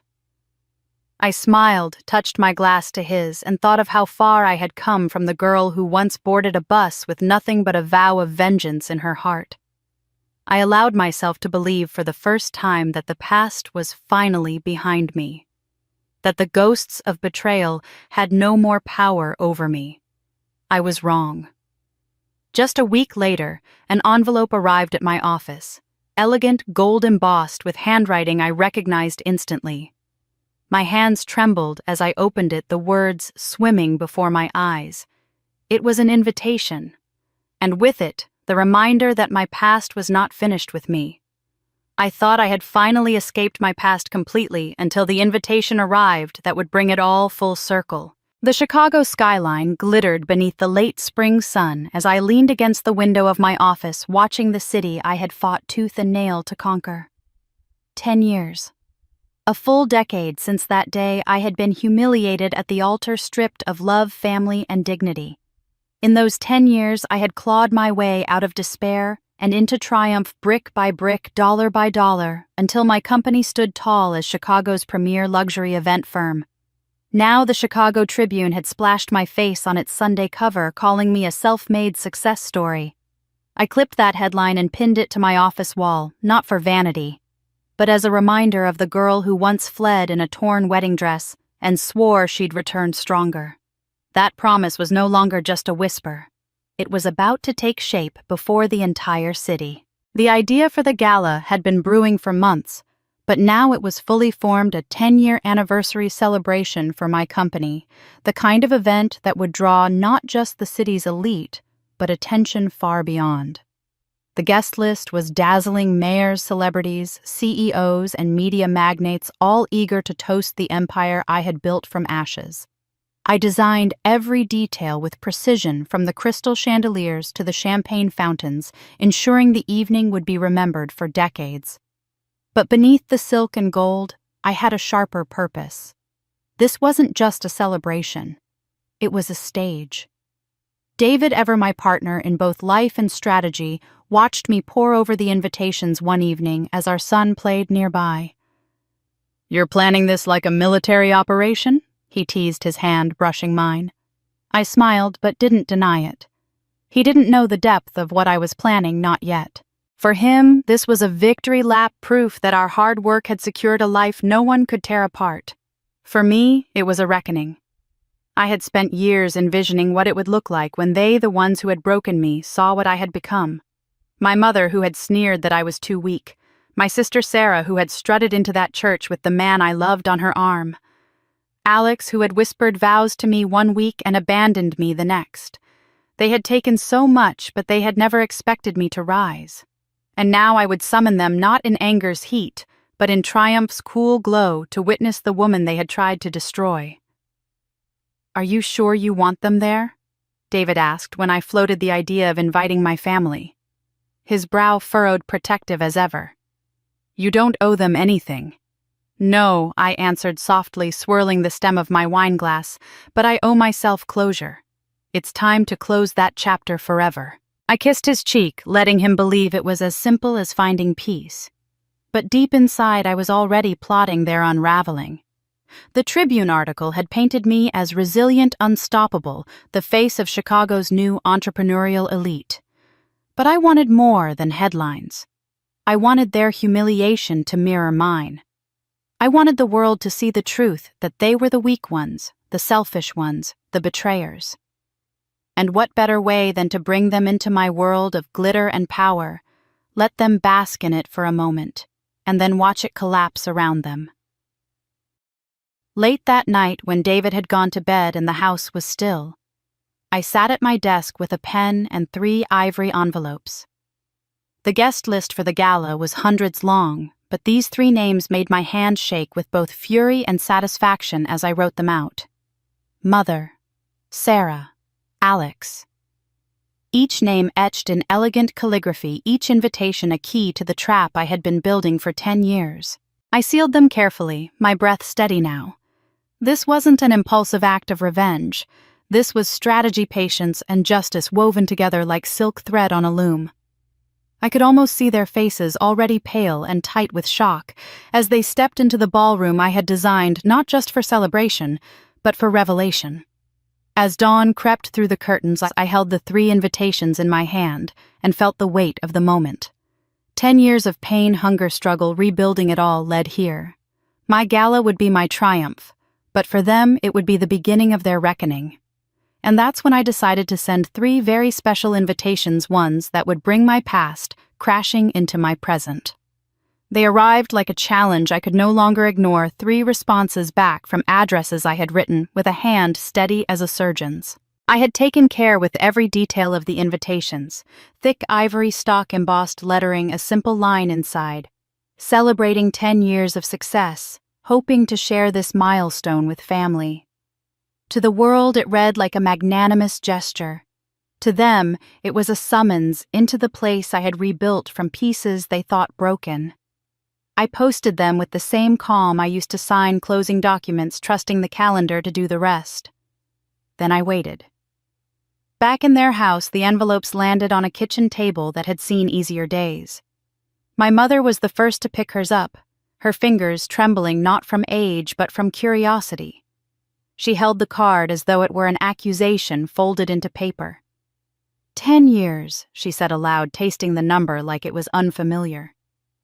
Sarah glanced over her shoulder from the sofa where the television muttered a late-night infomercial, and Alex was still in the back bedroom pretending to read paperwork for their failing venture. None of them expected me to have made anything of myself. That assumption was, I knew their greatest mistake. They passed the invitation around as though it were a relic from someone they barely remembered. My mother smoothed the embossed paper and let out a derisive laugh. She always was dramatic, she said, folding the card and tapping the corner with a manicured nail. Probably wants to show off. Maybe she needs our approval, after all. Her voice had the same clinical detachment she used when dismissing my scholarship years before, as though generosity could be reduced to a need for attention. The room hummed with the same smug certainty it had worn the day they watched me run from a church. They had learned nothing. Sarah, who had once delighted in my humiliation as if it legitimized her place at the center of my family, smiled in that way that used to make my guts turn. "We should go," she said, already picturing the ballroom and the guests. "Maybe she'll be feeling generous. Maybe she's desperate for family to support her success." She said we, as if she were including Alex as a strategic move, a partner in a rescue mission for their finances, rather than a companion in any meaningful sense. That thought stung, seeing the man who had once promised me forever reduced to a suit who scavenged for stability. Alex, when he finally emerged from the back room, seemed thinner than the photographs I'd once cherished, the edges of his features drawn by worry and nights of restless sleep. Their small online boutique had collapsed under the weight of unpaid invoices and a lease that rotated its terms like a trapdoor. He glanced at the invitation, then up at Sarah, and the calculation in his eyes was ugly and immediate. If she's wealthy now, he muttered more to himself than to them. Maybe she can help. Maybe there's a loan or a contract, something. I heard the desperation in the words and my stomach tightened. It was a different kind of betrayal to watch him measure the woman he had left not for love but for self-preservation. They talked in circles for the next hour, their conversation a litany of missteps and near misses that had brought them to this brink. Sarah complained about the landlord raising the rent again. Alex lamented a shipment held up at customs that would have saved them if only it had cleared. They both painted their predicament in a way that made attending my gala sound like common sense, an opportunity to secure a patronage that would pull them out of the quicksand. "If we play it right," Sarah told Alex, smoothing her skirt, "we can act humble, touch her arm, tell her about the business, make her feel needed." The plan was small and cynical and perfectly suited to their characters. My mother, however, held a different angle. Pride warred with practicality in her face. For a moment, she considered not going at all, worrying that stepping into my world would expose more than they were willing to admit. But then her old instinct, the one that had driven her to engineer my humiliation in the first place, reasserted itself. "We'll go," she declared. voice clipped and certain. "We'll show the world we are family. We'll see what she's done. If she's truly risen, perhaps there's a way to ride her coattails. If not, at least we can say we were there." Her words were practiced diplomatic, the kind of language she used when deciding which charities to join for the sake of appearances. Underneath it all, I could hear the hunger for rescue murmuring like a hungry animal. As they packed and primped and rehearsed the lines they planned to speak, there was a current of fear they tried to hide behind bravado. The bills on the kitchen counter, the notice taped to the pantry about a past-due utility. These details bruised their composure, but they hid them as well as they hid their conscience. They dressed carefully the way people do when preparing to step into a room where they must perform a version of themselves that isn't honest. Sarah chose a dress with safe elegance, a muted color that signaled class without ostentation. My mother practiced a smile that would seem warm yet reserved. Alex ironed a tie with hands that trembled slightly. In the quiet moments before they left, Sarah touched my mother's arm and said softly, "If she refuses to help, we'll think of something else. We'll find another way." Her tone was almost filial, but it lacked sincerity. It was an alliance of convenience, not affection. They did not suspect that my reasons for inviting them went far beyond help or reconciliation. They thought my generosity might be purchased, that my success could be turned into a lifeline for them. That misjudgment would be their undoing. They had no idea they were walking into the trap I'd been setting for 10 years. The night of the gala shimmered with the kind of opulence I once thought belonged only to fairy tales and other women's lives. The Four Seasons ballroom gleamed under golden chandeliers, the tables covered in silk, the crystal glasses catching every light like diamonds. Guests moved in a gentle current of laughter and conversation, and I stood at the center of it all, dressed in a custom gown that fit like armor. It wasn't the dress I'd dreamed of when I was 22, and hopeful it was better because it was mine, chosen on my terms. The music softened as I finished greeting a group of investors, and then I saw them. My mother, my sister Sarah, and Alex stepping hesitantly through the tall glass doors, as if they weren't sure they belonged. They didn't. But they had come anyway, lured by the promise of success, or perhaps by the hope that I was still the weak girl they once discarded. I watched their faces freeze in place.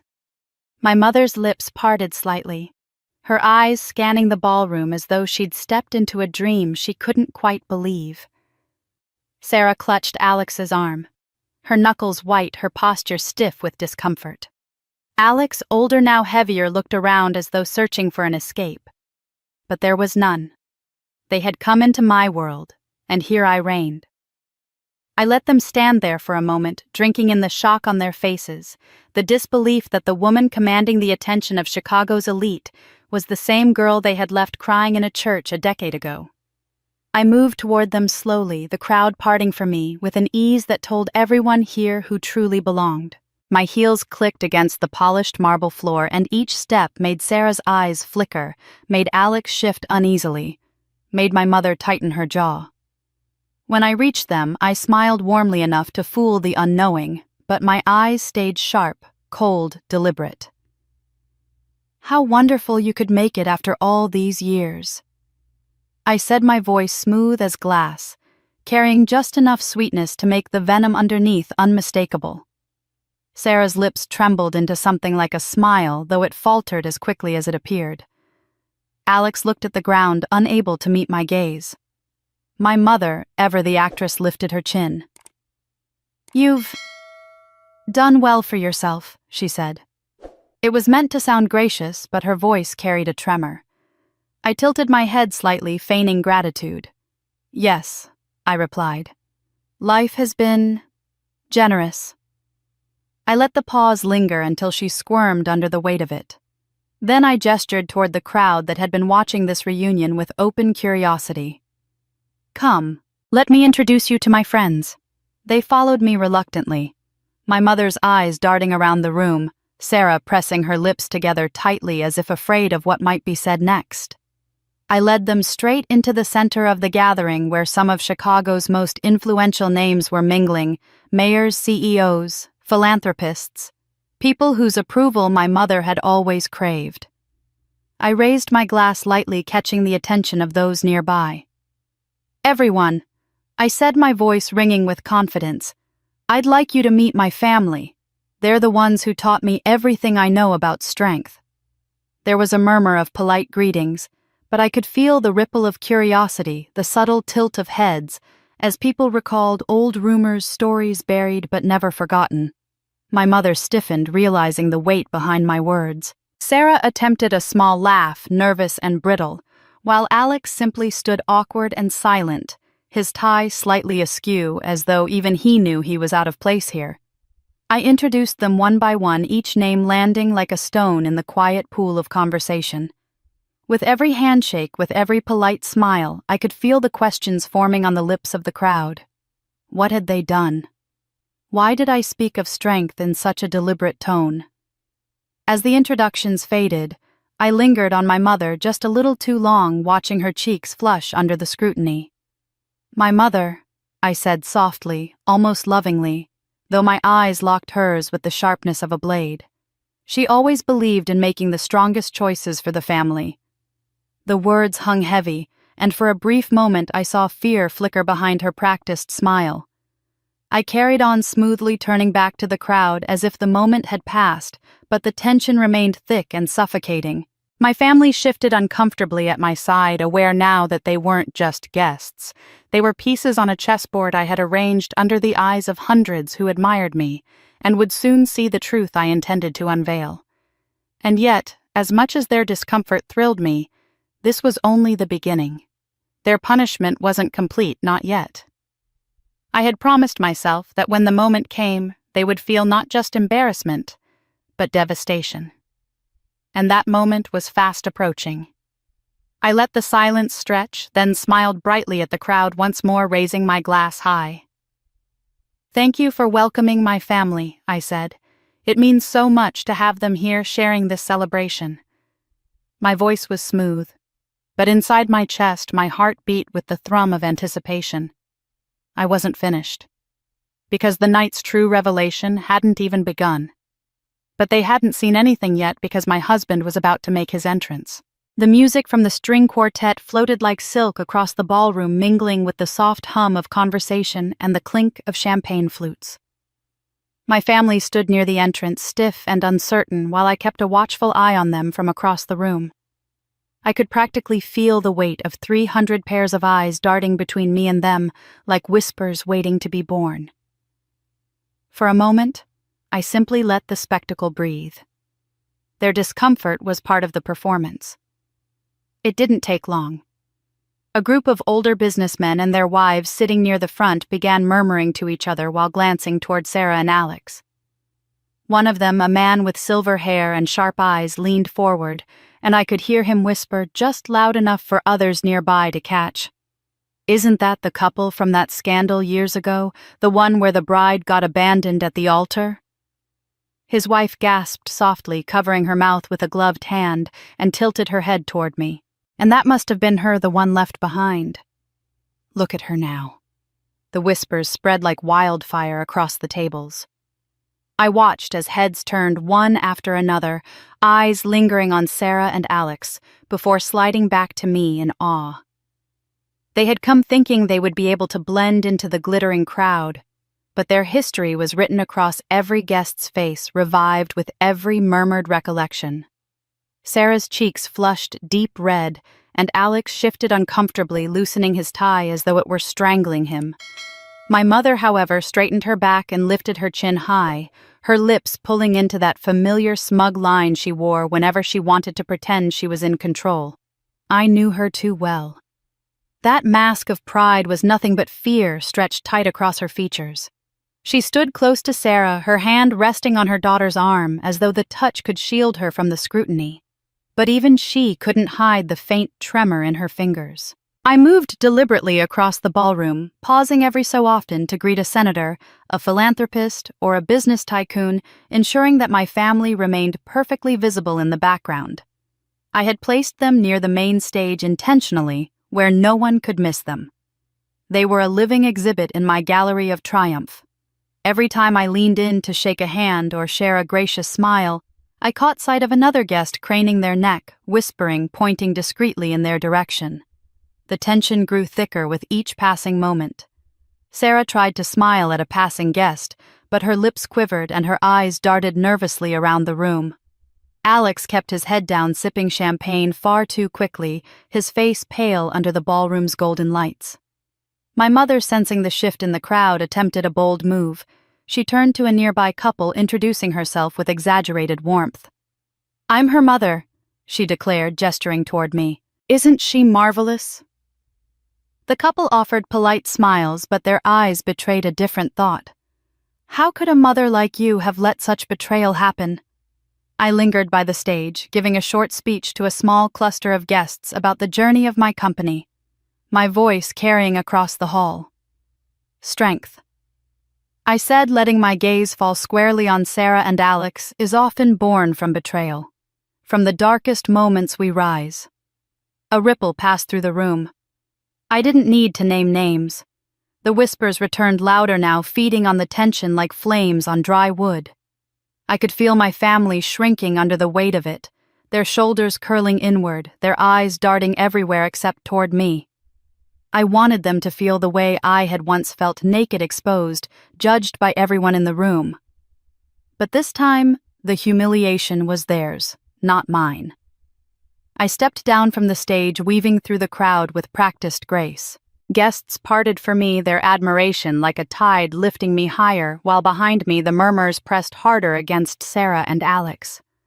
They looked like prey surrounded by predators trapped in a ballroom cage with nowhere to run.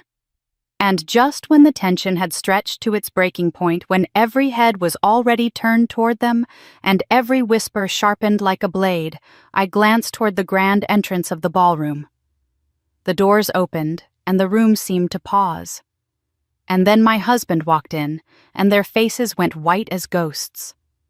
The doors to the ballroom opened wider, and all conversations seemed to fall into a hush as David stepped into the light. He was dressed in a perfectly tailored tuxedo, the kind that seemed less like clothing and more like armor. Every line of it accentuated his tall frame, every polished detail declared power and refinement. His presence alone was enough to command the attention of the 300 guests, many of whom recognized him immediately as one of Chicago's most influential businessmen. A ripple of murmurs spread across the room, admiration mixing with curiosity. He carried himself with the quiet authority of a man who knew exactly who he was and what he represented.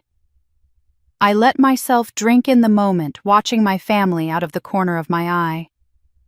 My mother's face drained of color the second her gaze landed on him. Her hand shot out, clamping down on Sarah's arm so tightly that my sister flinched. Her lips barely moved as she whispered, "Oh my God, it's him!" The words trembling with a recognition that carried far more weight than the situation should have allowed. Alex's jaw clenched, his eyes narrowing with something between panic and disbelief, while Sarah blinked rapidly as though trying to piece together a nightmare she hadn't realized she'd stepped into. David crossed the ballroom floor slowly, every stride, steady, unhurried, deliberate. Guests parted instinctively like the sea making way for a king, and as he drew closer to me, the golden light caught the slight smile playing at the corners of his mouth. He knew the effect he was having. He knew the power of his presence here on this night in front of these people and in front of them. My chest swelled with a satisfaction so sharp it bordered on intoxicating. For years I had imagined this moment, the day I would no longer be the abandoned girl at the altar, the forgotten daughter in her mother's eyes. Now, in front of the very people who had broken me, I stood taller, stronger beside the man who not only loved me but embodied the success and security they could never tarnish. When David finally reached me, I slipped my arm through his, the gesture deliberate and elegant. My skin tingled at the contact, not from nerves, but from the sheer exhilaration of knowing my family was watching. Every eye in the room was fixed on us, and I wanted them to see me as I truly was, no longer their victim, but a woman who had built her own empire and chosen her own destiny. I turned back toward the crowd, my voice carrying easily over the soft music. "I'd like you all to meet my husband properly this time." The words lingered in the air, sharp and deliberate, a blade wrapped in silk. Gasps and murmurs swept through the ballroom again, and I caught the flicker of recognition in several faces as they began to connect dots that my family had already understood all too well. Sarah's lips parted, but no sound came out. Alex shifted his weight from one foot to the other, his hands curling into fists at his sides as though bracing himself for a blow he couldn't see coming. And my mother, my proud, cold, manipulative mother, looked as though the ground had dropped from beneath her. Her eyes were wide, fixed on David as if staring at a ghost she had tried to bury long ago. The music swelled, the lights shimmered, and for a heartbeat the world seemed to hold its breath. I smiled, savoring the power in that silence, knowing that what they were feeling now was only the beginning. The look of pure terror in my mother's eyes told me she knew exactly who my husband was and why that was about to destroy them all. I stood at the edge of the stage with David's arm still linked through mine, feeling the electricity in the air. Every guest's gaze was pinned to us, their anticipation growing heavier with each second of silence.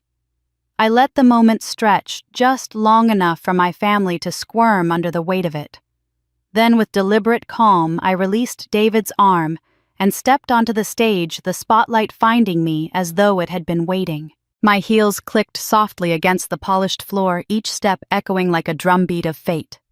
I paused at the microphone, surveying the crowd with a practiced smile. Tonight, I began my voice smooth but steady. We are here to celebrate 10 years of building something extraordinary. 10 years of taking a dream and making it a reality. 10 years of proving that even when the world tries to break you, you can rise stronger than ever before. My eyes roamed across the faces before me, settling finally on the three who had once ensured my downfall. Their expressions were already strained, lips tight, shoulders tense. I let my gaze linger on them just long enough to make sure they felt seen. I continued, weaving my words carefully. What many of you may not know is that this company, this success was not born out of privilege or easy beginnings. It was forged out of betrayal, out of humiliation, out of a night when the very people who should have loved me most left me standing utterly alone. A ripple moved through the crowd. Soft gasps, startled murmurs, the quick exchange of looks between guests who had already heard whispers of what had happened years ago.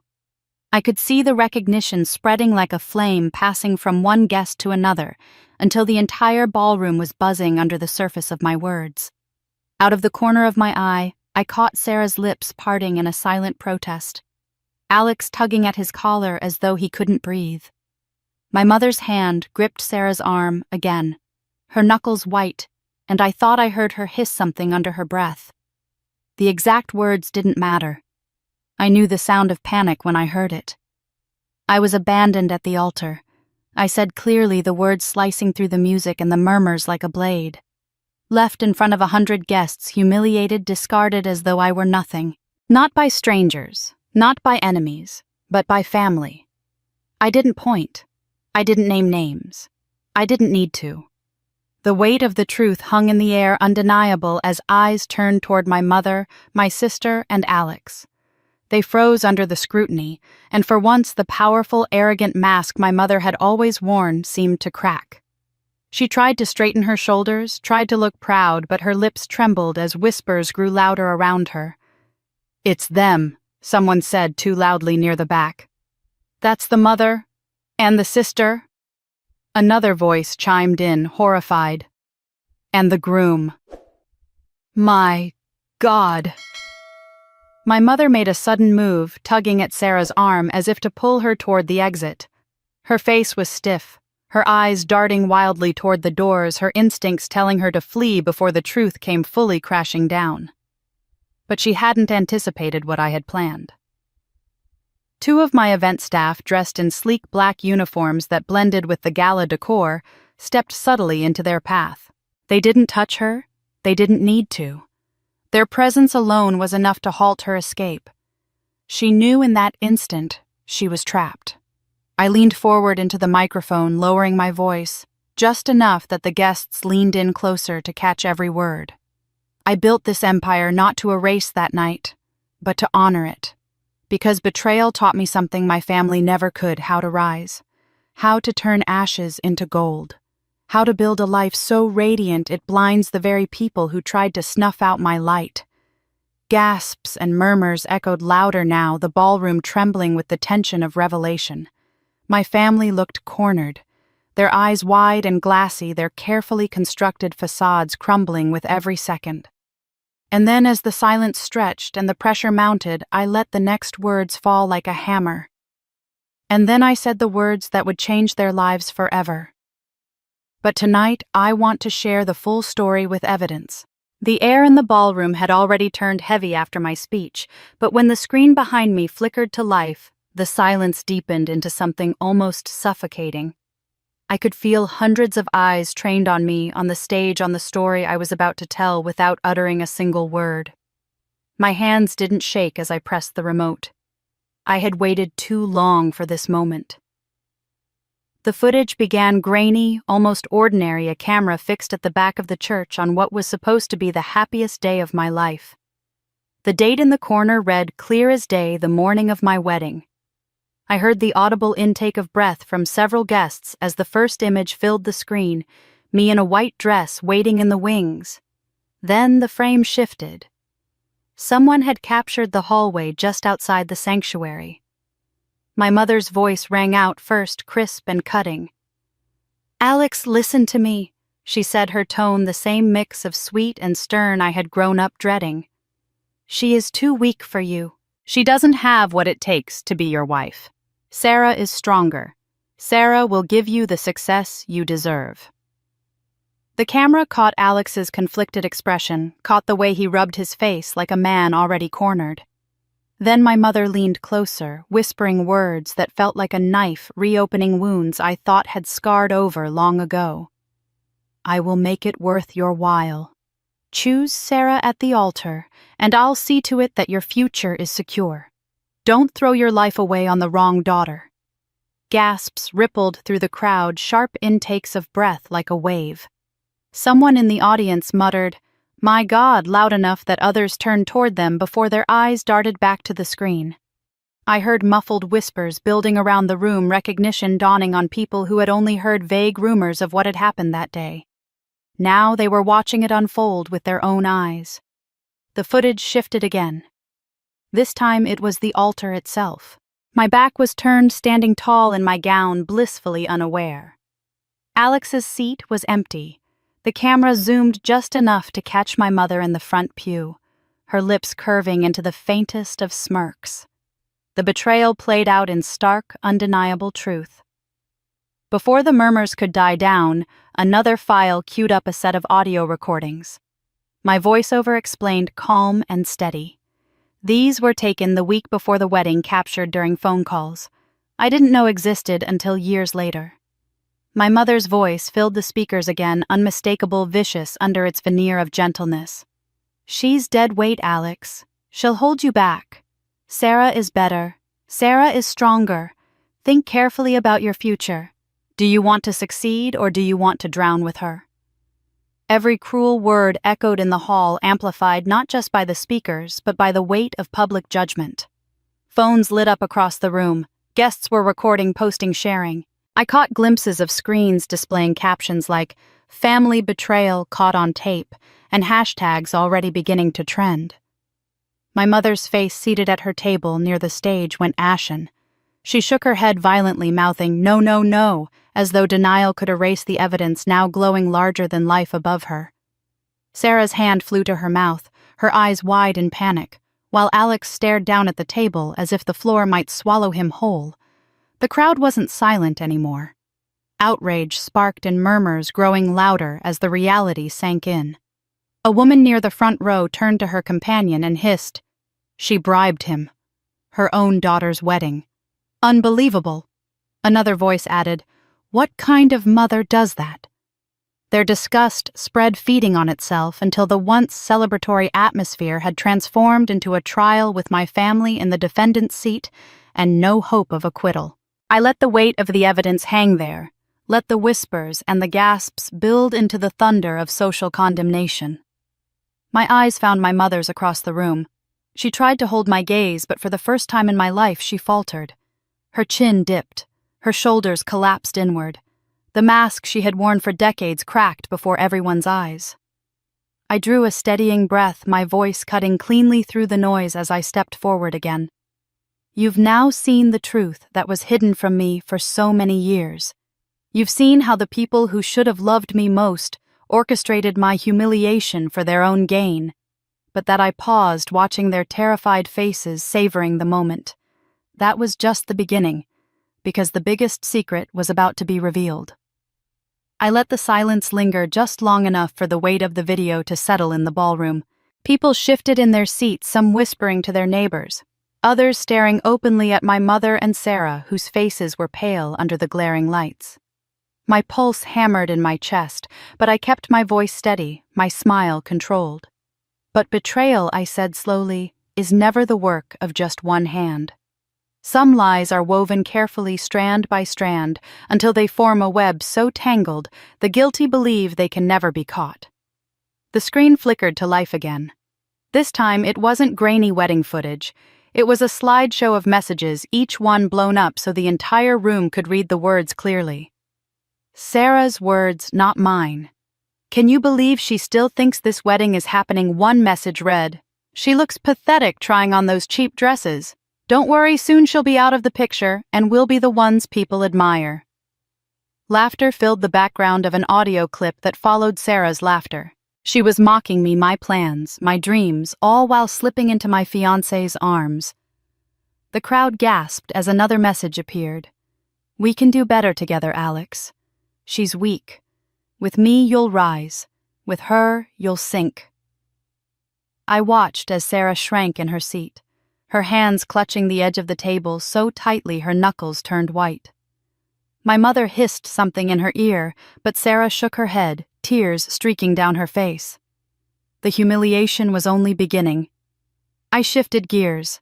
"And lies don't stop once a bride is abandoned," I continued. "No, sometimes they grow into crimes." The next slide displayed financial documents, loan papers, forged signatures, and debt statements all tied to my name. Gasps rippled through the audience as I explained. While I was struggling to rebuild my life in Chicago, my mother and sister used my identity.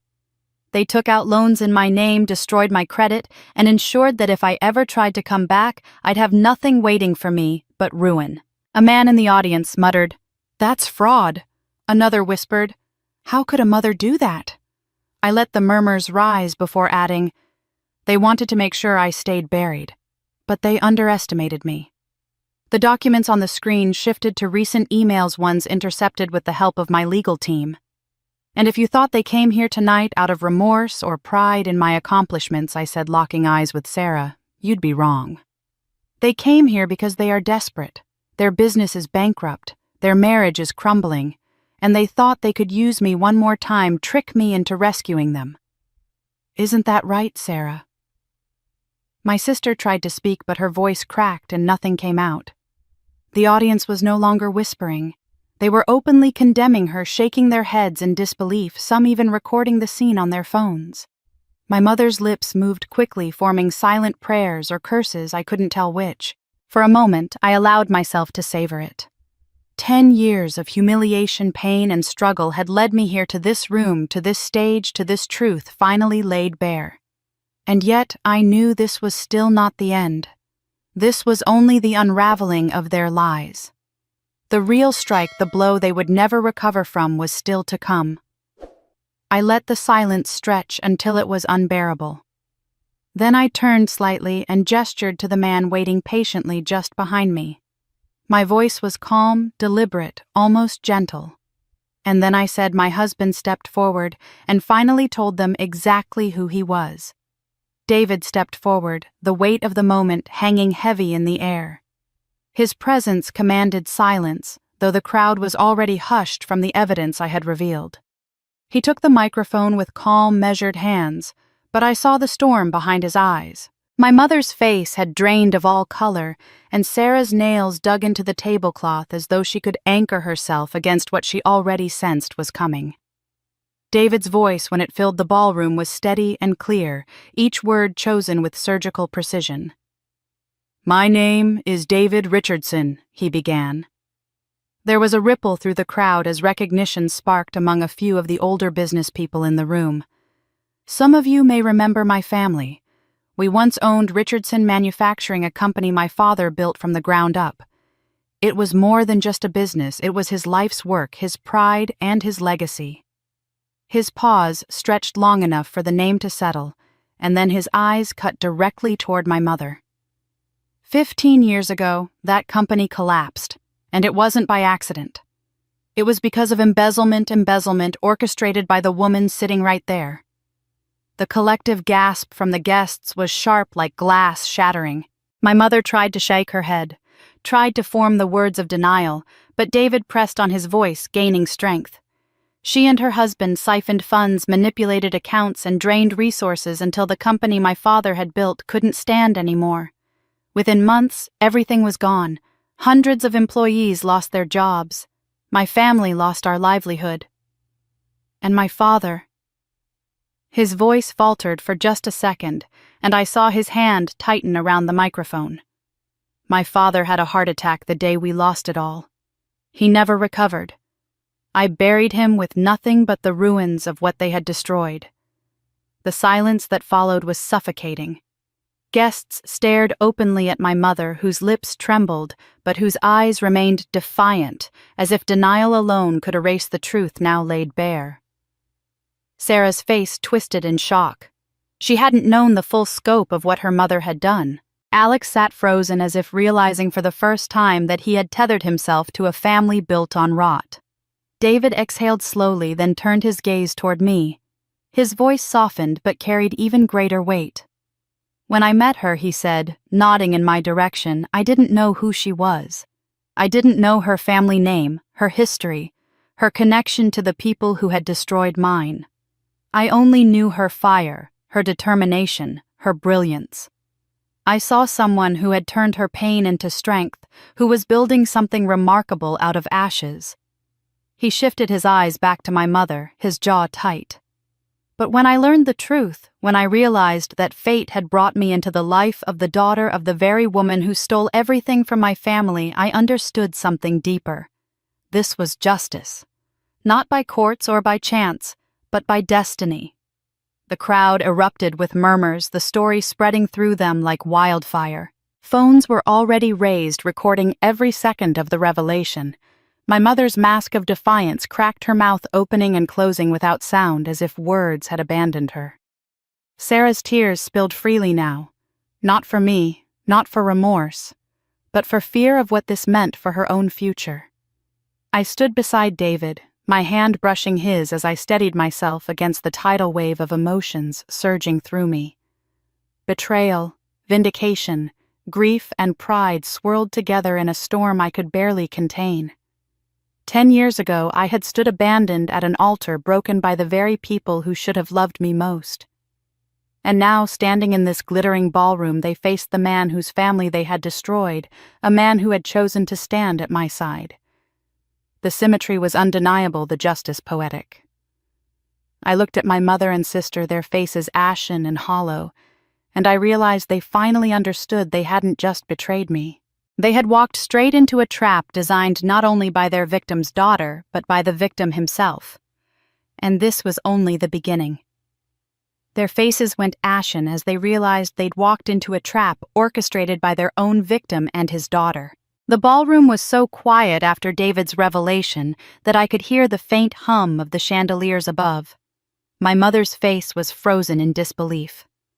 Sarah clutched Alex's arm as though she could keep herself from toppling, and Alex simply stared at the floor, pale and trembling. I thought that would be enough, that seeing the truth of what they had done to David's family would be its own punishment. But David had promised me something more than truth. He had promised justice. And now it was time to deliver it. He reached into the inner pocket of his tuxedo jacket and pulled out a thick stack of documents, their official seals gleaming under the soft light. My breath caught as he handed them to me with a small nod, and I stepped forward, turning to face the crowd.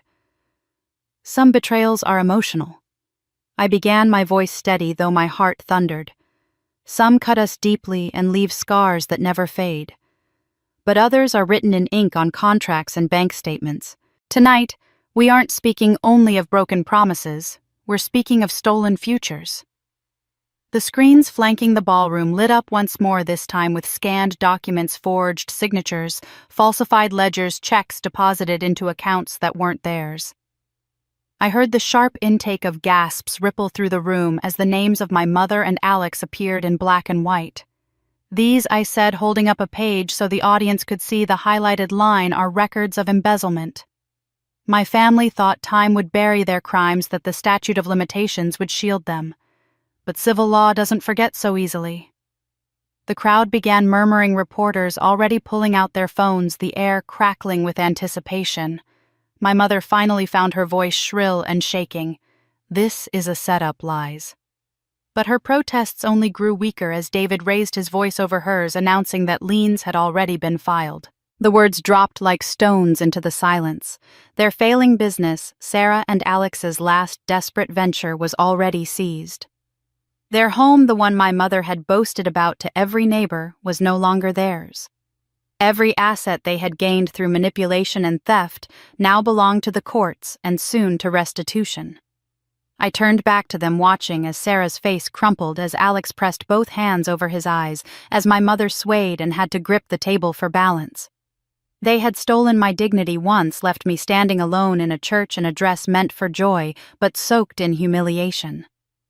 Now I had stolen theirs, not with cruelty, but with truth. The silence in the room thickened into something electric. One by one, the guests turned their backs on them, refusing eye contact, whispers of disgust floating like smoke. My mother looked at me, then her eyes blazing with hatred. But beneath it, I saw something else for the first time: fear. Real fear. And that was when I leaned closer to the microphone, letting the weight of the moment stretch until it nearly broke. "You thought you could destroy me," I said softly, "but all you destroyed was yourselves." Their ruin was already sealed on paper. But I wasn't finished, because the final blow would come from the last person they ever expected. I took the microphone back into my hand, my heart steady and my eyes locked on the people who had once destroyed me. My father, my adoptive father, had just made his confession and turned against my mother, handing me the deed to their house, as if it were both an apology and an offering. The room was buzzing with disbelief, with whispers and glances flying in every direction. And then he stepped down from the stage and stood beside me, not across from me as he had so many times in my life. For the first time I felt the weight of his protection, and for the first time my mother realized she was truly alone. I turned to the crowd, but my eyes were still fixed on her. She sat rigid in her chair, her lips quivering as though she wanted to scream but couldn't. The years of her careful control were crumbling in front of 300 witnesses. My father cleared his throat and leaned into the microphone once more. For years, he said, I let myself be silent. I let her force me into schemes I wanted no part of. She threatened me, manipulated me, and I obeyed because I thought protecting the family meant protecting her. His voice cracked and the room fell into silence. But protecting her destroyed the family, and it destroyed the daughter I should have defended. Tonight I put an end to that. He reached into the inside pocket of his suit and pulled out a thin stack of papers which he handed to me. His hands shook, but his eyes were steady. I've filed for divorce. The assets are already transferred. Everything that should have been yours years ago now belongs to you. Gasps rippled across the ballroom. Some guests clapped softly, others just sat frozen, stunned by the spectacle of a man publicly tearing his wife down after decades of silent compliance. My mother's face drained of color, her hand clutched the edge of the table as if she might collapse. Sarah reached toward her, but she shook her daughter off with a violent motion, her pride refusing even pity. I could feel the eyes of the room shifting between us, between the woman who had once pulled the strings and the daughter who now held them. My father's voice broke through again, quieter now, but pointed. This is my repayment to the daughter I failed. This is my way of saying I'm sorry. He turned toward me, his eyes wet. I can't undo the past, but I can stand by you now. The words nearly undid me, but I didn't allow the tears to fall. Not yet. Instead, I nodded and took the papers, slipping them onto the podium beside me. My mother's glare burned into me, but it was powerless now, stripped of authority, stripped of influence. She had nothing left but her fury. I let the silence stretch, let her sit in the ashes of everything she had built on lies. Then I looked out at the audience and smiled, though my voice carried an edge sharp enough to cut glass. "You see," I said slowly, "betrayal doesn't only destroy its victims, it destroys the betrayers. Sometimes it just takes time for the collapse to catch up." The ballroom erupted in applause, the sound swelling and surrounding me a chorus of vindication. And as my father handed me the deed, his trembling hands brushing against mine, I realized my revenge was nearly complete. But the sweetest part, the part I had been waiting for all these years, was still to come. Their stunned silence after my father's revelation still hung in the air when I stepped forward, holding a folder so thick it could have been a weapon. My voice carried steady across the ballroom, calm, yet sharpened by years of pain honed into precision. "Now you face a choice," I told them: criminal charges and bankruptcy, or servitude under the very woman you tried to erase. Gasps echoed through the room, but my words were meant only for the three faces before me: my mother, Sarah, and Alex. Their eyes darted between each other like trapped animals searching for an escape route. None existed. I opened the folder and spread copies of contracts across the table in front of them. The gold crest of my company gleamed at the top, mocking them with legitimacy. I explained each clause not in anger but with surgical clarity. They would work as janitors and caterers at my events. They would wear pressed uniforms stitched with their names in bold thread. They would mop floors, polish glasses, and serve champagne to the very people who had just witnessed their disgrace. And every paycheck would come from me a weekly reminder that their survival depended on the daughter, sister, and fiancé they had cast aside. Sarah's face contorted in disbelief, her lips trembling as she whispered, "You can't be serious."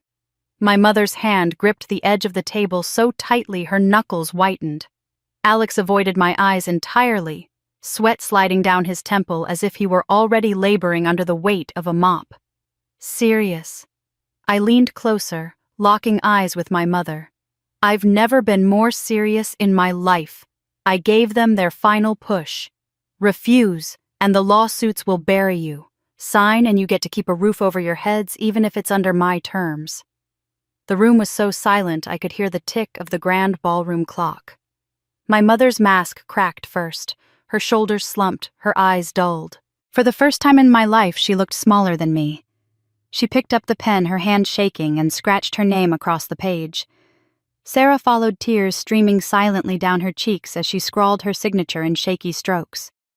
Alex hesitated the longest, his pride battling reality, but when I slid the papers back toward him, his hand trembled so violently the ink bled into the page. I gathered the contracts, sliding them neatly back into the folder, and straightened with the poise of a queen collecting tribute from fallen enemies. My voice cut through their shame like the final toll of a bell. With one signature, they became my employees, and my subjects in the empire they tried to prevent me from building. The ink on the contracts had barely dried when Sarah's composure shattered like glass. She dropped to her knees in the middle of the ballroom, the polished marble catching the fall of her body as if it had been waiting for her collapse. The sound of her sobs echoed across the hushed room, raw and uncontrolled, tearing through the last fragments of dignity she clung to. "Please," she cried, her voice breaking into high-pitched desperation. "Please forgive me. I was wrong. I shouldn't have taken him from you. I shouldn't have listened to her. I was jealous, I was stupid. Please, I'll do anything." The guests gasped, some covering their mouths, others leaning forward with hungry curiosity. And then came the flashbulbs.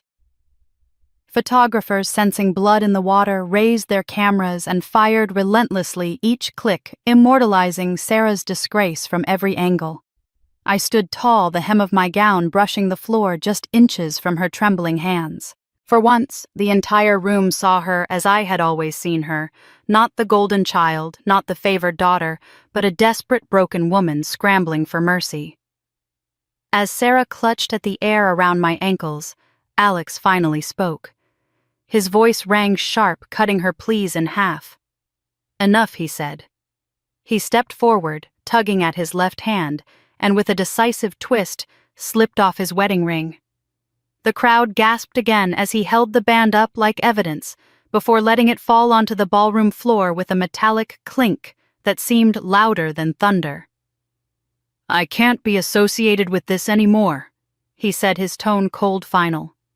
"You've dragged me down far enough. I'm done." Then he turned and walked away, each step deliberate, each stride carrying him closer to the exit and further from the woman he once claimed to love.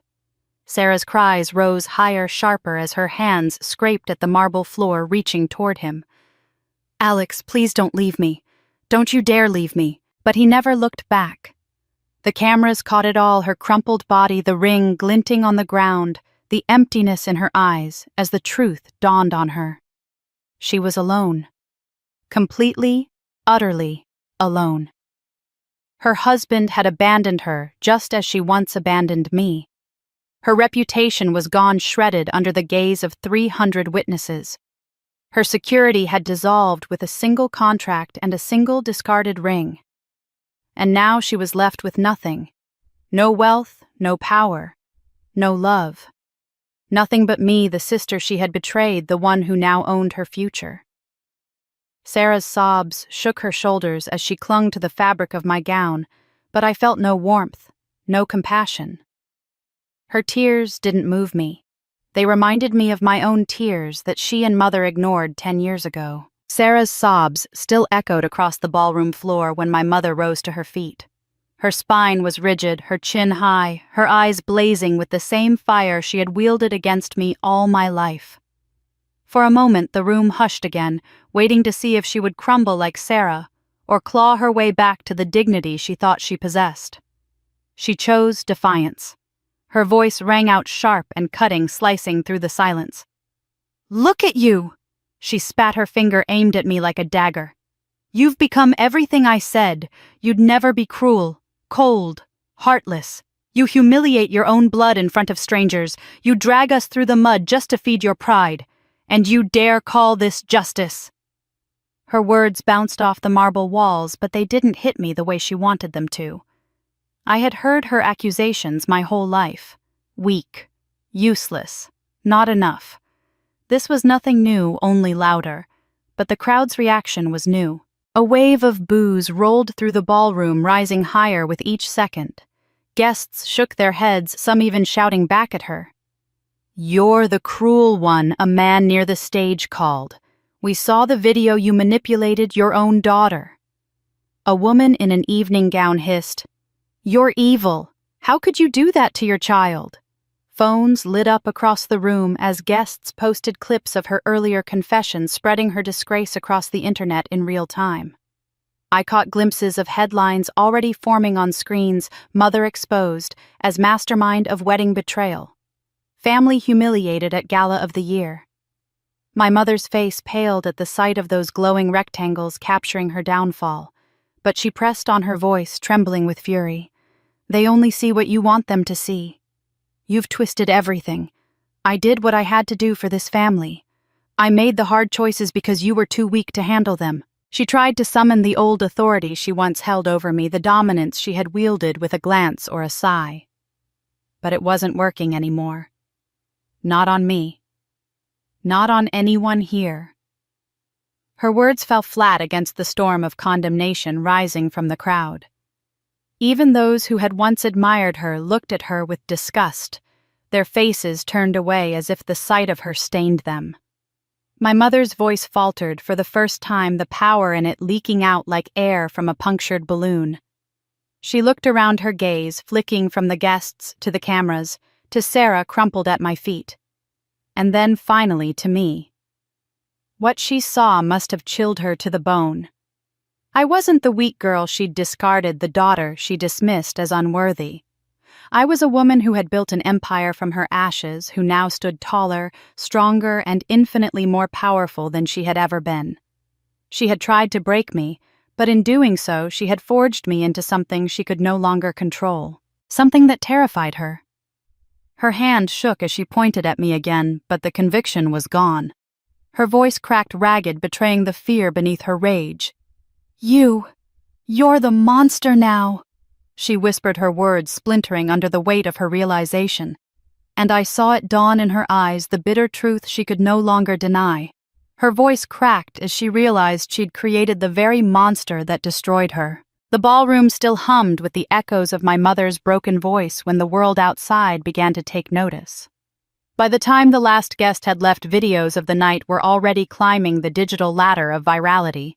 Clips of Sarah on her knees, Alex throwing his ring to the floor, and my mother screaming accusations were plastered across every corner of social media.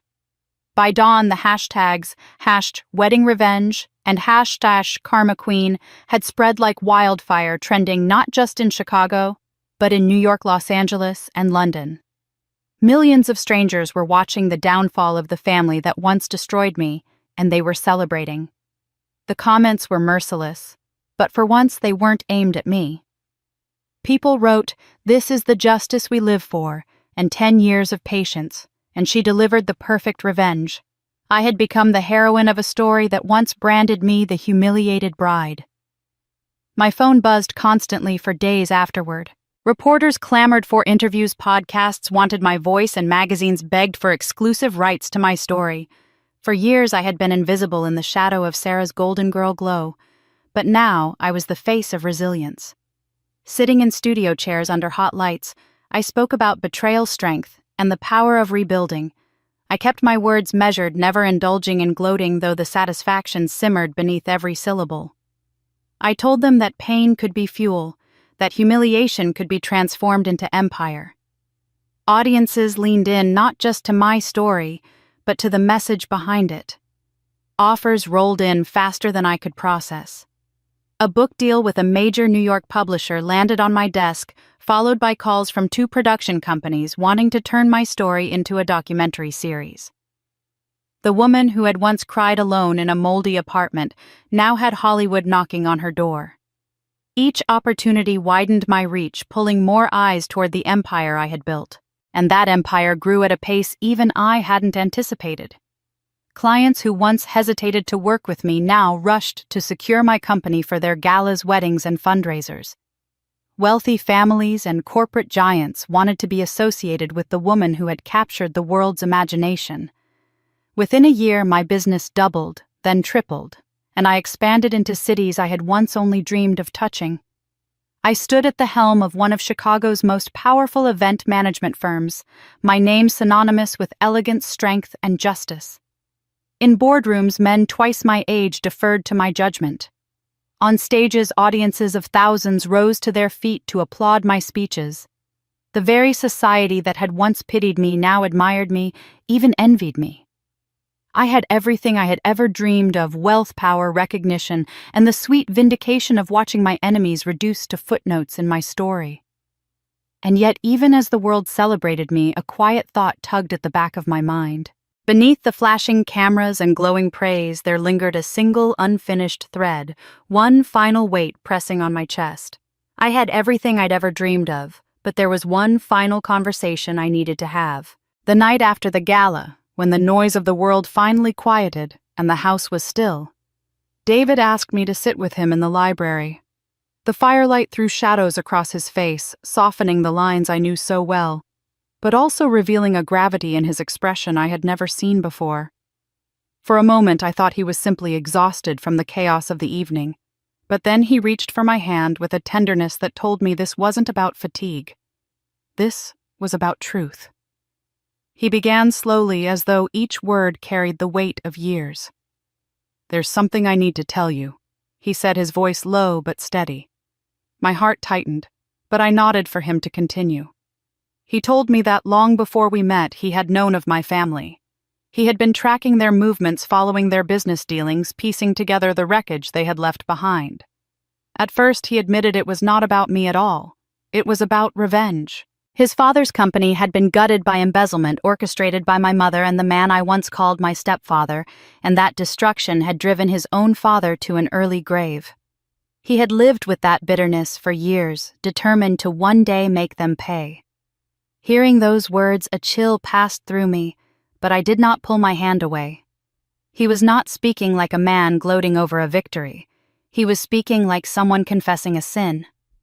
He told me that when we first crossed paths, he hadn't known who I was. He was drawn to me, he said, because of my fire, my refusal to bow to the weight of betrayal. It wasn't until later, after his feelings had already taken root, that he discovered my connection to the very people he had been watching. I thought fate was playing a cruel joke on me, he admitted. But then I realized it wasn't a joke. It was the universe giving me a choice. I could use you, or I could love you. And loving you was the only choice that ever made sense. My eyes burned with tears I didn't try to hide. For years I had lived under the shadow of manipulation and deceit. To hear the man I trusted most admit he had once been led by revenge could have shattered me, but the way he looked at me told me this was no trap. He had chosen me, not my bloodline. He had seen me for who I was, not for the sins of those who raised me. He went on explaining how our marriage had become more than love, though love was at its core. It was destiny. Two broken people, both wronged by the same cruel hands, had found each other, not in bitterness, but in strength.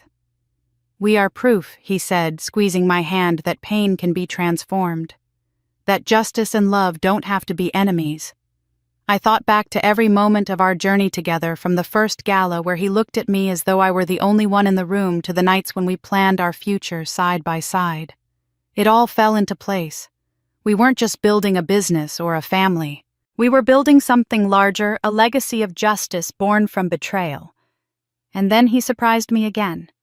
He said he wanted us to use our combined power not just to revel in victory over my family, but to help others who had suffered similar wounds. Betrayed children, abandoned spouses, people crushed under financial deceit and manipulation. We could be their voice, their safety net, their champions. For years, my life had been consumed by survival, then by revenge. But hearing David's vision, I felt the possibility of something greater. We could transform the ashes of our past into a fire that warmed others instead of just burning down enemies. That night, as the fire in the hearth dimmed and the house settled into silence, I leaned against him, feeling the steady rhythm of his heartbeat. For the first time, I understood that all the pain I had endured, all the battles I had fought, had not just led me to freedom or even to triumph. They had led me to him, and together we were not just husband and wife. We were destiny fulfilled. As we held each other that night, I realized that sometimes the universe gives you exactly the partner you need, not just for love, but for justice. In the weeks after David's confession, life settled into a strange rhythm. My world outside the house was filled with glowing interviews, headlines, and people eager to attach themselves to my story. But inside my company, another drama was playing out, a private theater of humiliation, where my mother, my sister, and Alex had become unwilling actors in a show I had scripted. I told myself it was justice. At first, it felt like it. I would walk into one of my events, a glittering charity gala at the Four Seasons, or a corporate celebration overlooking the lake, and see Sarah bent over a bucket scrubbing the marble floors of a bathroom. She wore the standard uniform with her name embroidered across the chest, a name once uttered in admiration at country clubs and bridal boutiques, now displayed on a janitor's patch.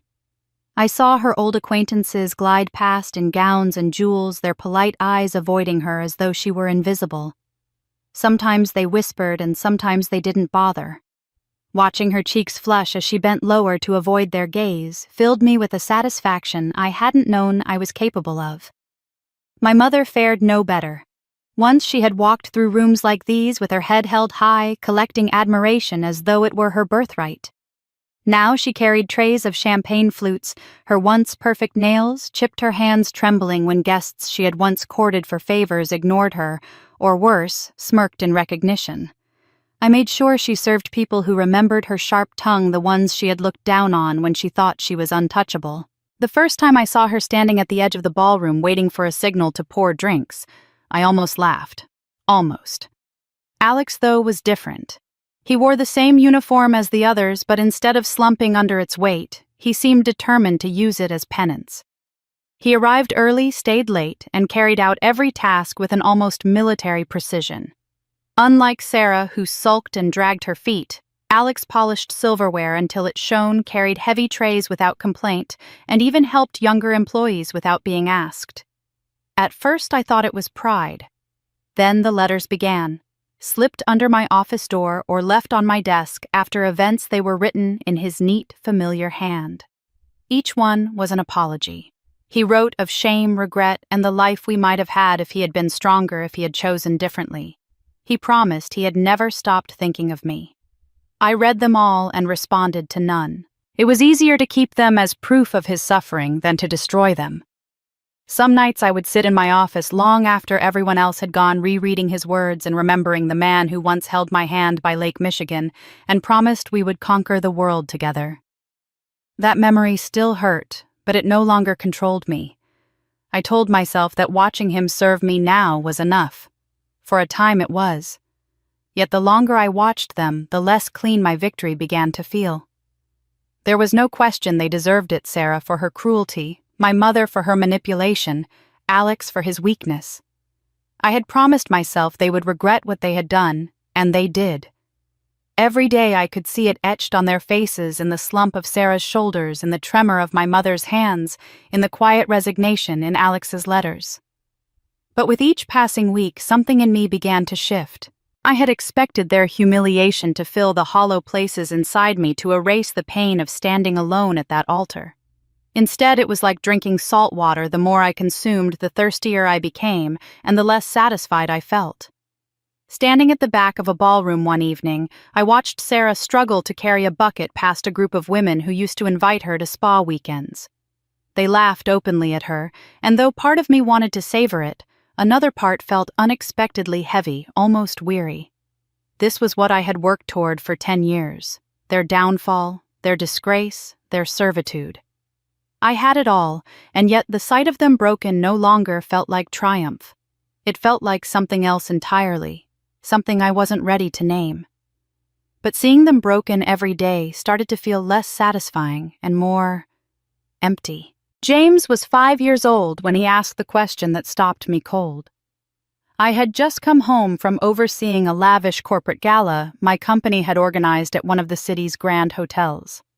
The event had been flawless, the kind of evening that reinforced my reputation as Chicago's most sought-after event planner.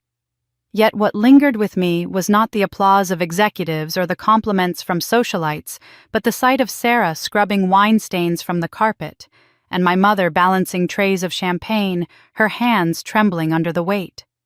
Alex had been stationed at the valet stand all night, opening car doors for people who once envied his tailored suits. I had watched them with a mixture of satisfaction and a cold, hollow ache that even success couldn't quiet.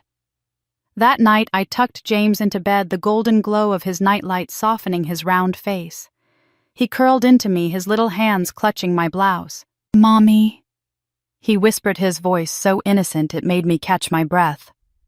"Why do those people at your parties always look so sad?" The lady with the gray hair dropped a glass today, and she looked like she was going to cry. And the other one, the younger one, she was on her knees cleaning, and her eyes were red. For a moment I froze, my heart slamming against my ribs. He was talking about them, my mother, my sister, the ghosts of my past who now lived under my command. I forced a smile, brushing his hair back. "Sometimes work makes people tired, sweetheart," I said softly. But James's wide eyes searched mine, too perceptive for his age. "But why do they only work for you, Mommy?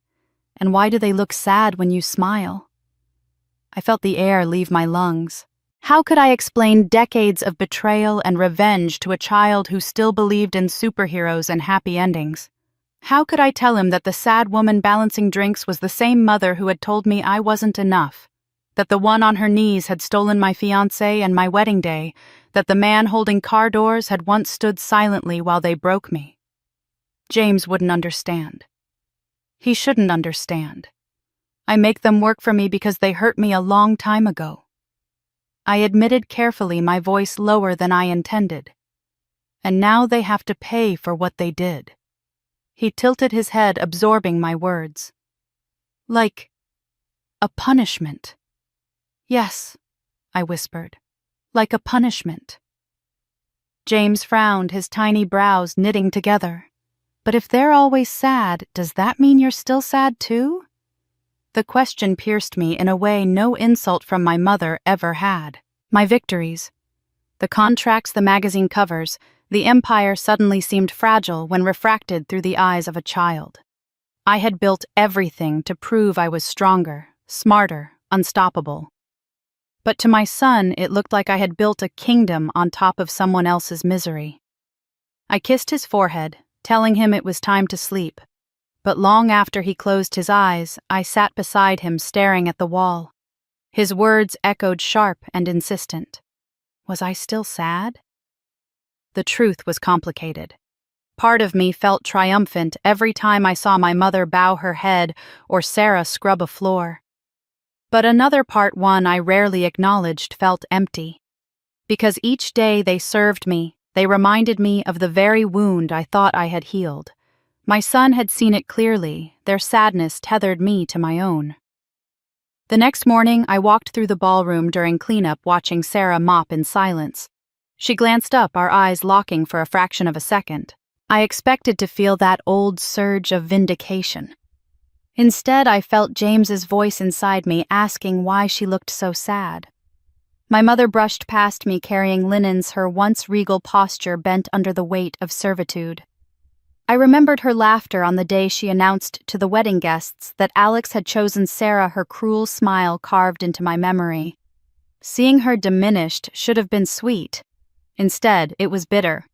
Alex tried as always to prove himself. He polished silverware until it gleamed, left letters on my desk begging for forgiveness, promising loyalty. I didn't respond. I told myself his desperation was justice. But when James wandered into my office later and saw the unopened letters, he asked Mommy, "Why don't you answer him? He looks like he wants to cry." I wanted to say, "Because he let me cry when I needed him most." I wanted to explain that justice sometimes required silence. But I could see the confusion in James's face, the way he struggled to understand cruelty that didn't fit in his small world. He didn't see betrayal. He saw people in pain. And suddenly I feared that if I kept feeding my revenge, my son might learn that pain was something to hand down generation after generation. That night I lay awake next to David, listening to the rain tapping against our windows, James's words playing in my mind. I had promised myself that I would never be weak again, never let anyone destroy me. But what if in making that vow I had become something even darker? What if the legacy I was building for my son wasn't strength, but bitterness, disguised as power? I rose quietly and stood at the mirror in our bathroom. My reflection stared back, polished, powerful, the woman who had crushed her enemies. But beneath that was a shadow of the bride who had once been abandoned at the altar. I could still see her trembling and humiliated. Was I still trying to protect her? Or had I simply become the mirror image of the people who hurt her? The memory of James's innocent eyes wouldn't leave me. He hadn't meant to accuse, but his honesty had done more than any revenge ever could. It had made me question myself in a way my mother's cruelty never had. His innocent eyes made me wonder, had I become the very thing I once fought against? The weeks following my son's innocent question lingered in my mind like an echo I couldn't silence. For days I carried his words with me into meetings, into long nights at my office, even into the quiet of our home when the world outside had gone still. Every time I looked at him, his small hands, his wide eyes so unburdened by the darkness of betrayal, I wondered what kind of mother I was becoming. I had sworn to protect him from pain, to give him a better childhood than the one I endured, and yet I was teaching him by example that vengeance could consume a life. That realization cut me deeper than any wound my mother or Sarah had ever left on me. Then came the call. A hospital nurse's voice on the other end told me my mother had collapsed at one of my events, where she had been serving drinks to men and women she once gossiped with at country clubs. The words didn't surprise me, but they hit me with an unexpected weight. For years I had dreamed of her collapse in one way or another, not her body giving in, but her pride crumbling. Yet as I drove to the hospital, I realized I had never truly considered what it would mean to stand at her bedside when she was too weak to sneer, too frail to lash out. When I entered the sterile white room, the figure in the bed barely resembled the woman who once stood tall and imperious in our family home. Her hair, once meticulously styled, clung in wisps to her damp forehead. Her eyes, always sharp with judgment, flickered open with a dullness I had never seen. She looked small, diminished, broken, in a way I never imagined possible. For a moment, I didn't see the monster who had orchestrated my humiliation at the altar. I saw an aging woman who had lost everything, her reputation, her control, her illusions of superiority. She reached out a trembling hand, and though I wanted to recoil, I stood rooted to the spot. "You've become everything." "I said you couldn't," she whispered, her voice rasping, each word dragged out as though it might be her last. And maybe I was wrong. There were tears in her eyes, real or not. I couldn't tell, but the sight disarmed me. I didn't forgive her in that moment, but something inside me shifted. I had spent 10 years building an empire out of the ashes she left me in. I had taken everything they tried to steal and turned it into strength. And here she was, broken not by my hand, but by her own choices, her own pride, her own cruelty reflected back at her by the life she created. In that room, I understood something I hadn't before. My true victory wasn't her humiliation or Sarah's collapse. My true victory was that I had become everything they tried to stop me from being. They no longer had the power to define me, not even through their suffering. I left the hospital and drove straight to my office. That night I pulled out the contracts that bound my mother Sarah and Alex to the lowest rungs of my company. I had thought those contracts would be the crown jewel of my revenge, the ultimate humiliation that would satisfy every ache they had left me with. But now as I stared at the neat signatures penned with shaking hands, I felt only a hollow emptiness. The power was mine, yes, but the satisfaction was gone. The next morning I called them into my office. They entered hesitantly. Their uniforms wrinkled their faces, etched with exhaustion. For the first time, I saw not villains, but people stripped bare of all the armor they once wore. My mother's sharp tongue was silent. Sarah's vanity was gone. Alex's bravado reduced to nervous glances at the floor. They were shadows of who they had been, and for the first time I pitied them. "I'm ending this," I told them, my voice calm, steady. Their eyes widened in shock, perhaps expecting I was about to unleash something worse. Instead, I slid the contracts across the desk. "You're free. Not because you deserve it, but because I no longer need this to define me." They didn't thank me. Perhaps they didn't know how, or perhaps gratitude was too heavy for them to carry. But it didn't matter. I hadn't done it for them. I had done it for me, for my son, for the woman I had become, for the future I wanted to shape without dragging the chains of bitterness behind me. As they shuffled out of my office, my mother casting one last bewildered glance in my direction, I felt lighter than I had in years. Not triumphant, not vengeful, but free. The girl abandoned at the altar had finally laid her burden down. I walked to the window and looked out over the city I had once entered with nothing but a suitcase and shattered pride. Now it stretched before me like a kingdom, not because I had destroyed my enemies, but because I had survived them, outgrown them, and no longer needed them as the measure of my worth. In that quiet moment, I knew the truth with a clarity I had never felt before. I realized that the best revenge wasn't destroying them. It was no longer needing to. I chose a quiet afternoon for the meeting. I wanted the air to be calm, the light soft enough to strip away excuses and leave only truth behind. I walked into the room where my mother, Sarah, and Alex were waiting. Their posture spoke more than words ever could. My mother stiff and defiant, Sarah, hollow-eyed, Alex restless as if hoping for an escape that would never come. I sat across from them, and for the first time in my life, I felt no tremor of fear, no sting of insecurity. The balance of power had shifted entirely. They no longer held the ability to define me. That weight was gone, and I was finally free to speak without chains on my tongue. I looked at each of them and said slowly, "I forgive you. Not because you deserve it, but because I deserve peace." The words echoed in the silence. My mother opened her mouth as if to protest, but I raised my hand gently. "No more explanations. No more battles. I carried your betrayal for years, and it almost consumed me. But now I won't carry you anymore." Sarah broke into tears, covering her face with trembling hands. Alex leaned back in his chair, unable to meet my gaze. My mother, for once, looked smaller than I had ever seen her. She didn't argue, didn't fight perhaps, because she knew it was no longer worth it. I stood, letting the silence stretch before adding, "This is the last time we will sit in a room like this. You no longer control my story." "I do." That was the closure I needed.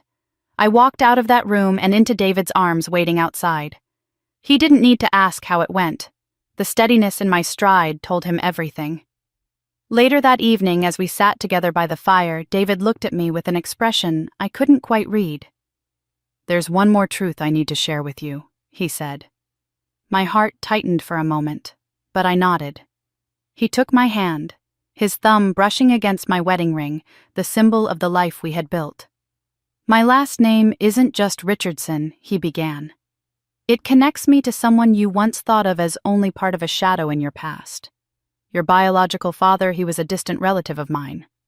I inhaled sharply, memories of whispered rumors and half-truths about my birth flooding my mind. All those years, David continued, our families were tied in ways neither of us fully understood. It was betrayal that destroyed both of us. Your life twisted by lies, mine shattered by embezzlement and loss. But fate brought us together not to repeat that cycle, but to end it. I searched his face for any sign that this was pity or obligation, but what I saw was love, deep, unwavering, born not of circumstance, but of choice. "So you're telling me this was destiny?" I asked softly. He smiled. "I'm telling you that everything cruel in our past led us to build something better, stronger. Together we turned ashes into gold." That night, instead of feeling haunted by the tangled bloodlines and betrayals, I felt something I had never allowed myself before: peace. Our story wasn't tainted by the sins of those before us, it was rewritten by what we chose to become. The next months were filled with plans not of revenge, but of purpose. David and I founded an organization dedicated to abandoned brides, betrayed children, and those discarded by the people meant to protect them. I poured into it every ounce of strength I once wasted, begging for love that would never come from my family. Now I gave that strength to women standing at the edge of despair, letting them know they weren't alone and that pain could be transformed into power. Each time I stood before a room of survivors telling them my story, I watched their eyes widen with recognition, then light with hope. I had become not just a woman who survived betrayal, but someone who could help others build lives untouched by the cruelty of the past. It was the most profound victory of all. And yet, whenever I thought back to that 10-year journey from the altar where I stood abandoned to the empire I built and the family I created, I realized that revenge had never been the endgame. It was the fuel that kept me moving forward. Yes, but it was peace, forgiveness, and love that gave me a destination. As I walked into my new life, I realized that sometimes the best revenge is living so well that the past can never touch you again, and that the family you choose will always be stronger than the one that chose to hurt you.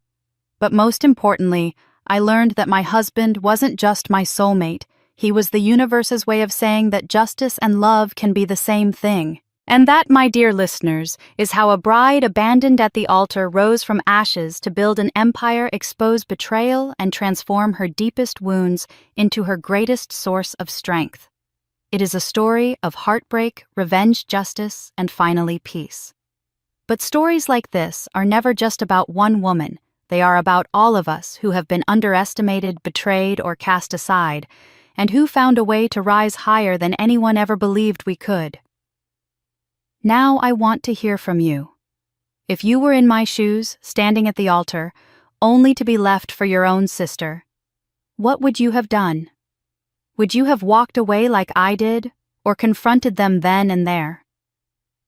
And 10 years later, if you had the chance to stand tall before the very people who destroyed you, what would you say? Your thoughts and experiences matter, because every voice adds power to this community of resilience and courage. If you found yourself drawn into this story and you want to hear more tales of betrayal, justice, and redemption, make sure you subscribe to the channel. Every week we bring you stories that will shock you, move you, and remind you that sometimes life's greatest pain can become its most powerful triumph. Don't just watch, join the conversation, share your perspective in the comments, and let's keep building a space where stories of strength are never forgotten.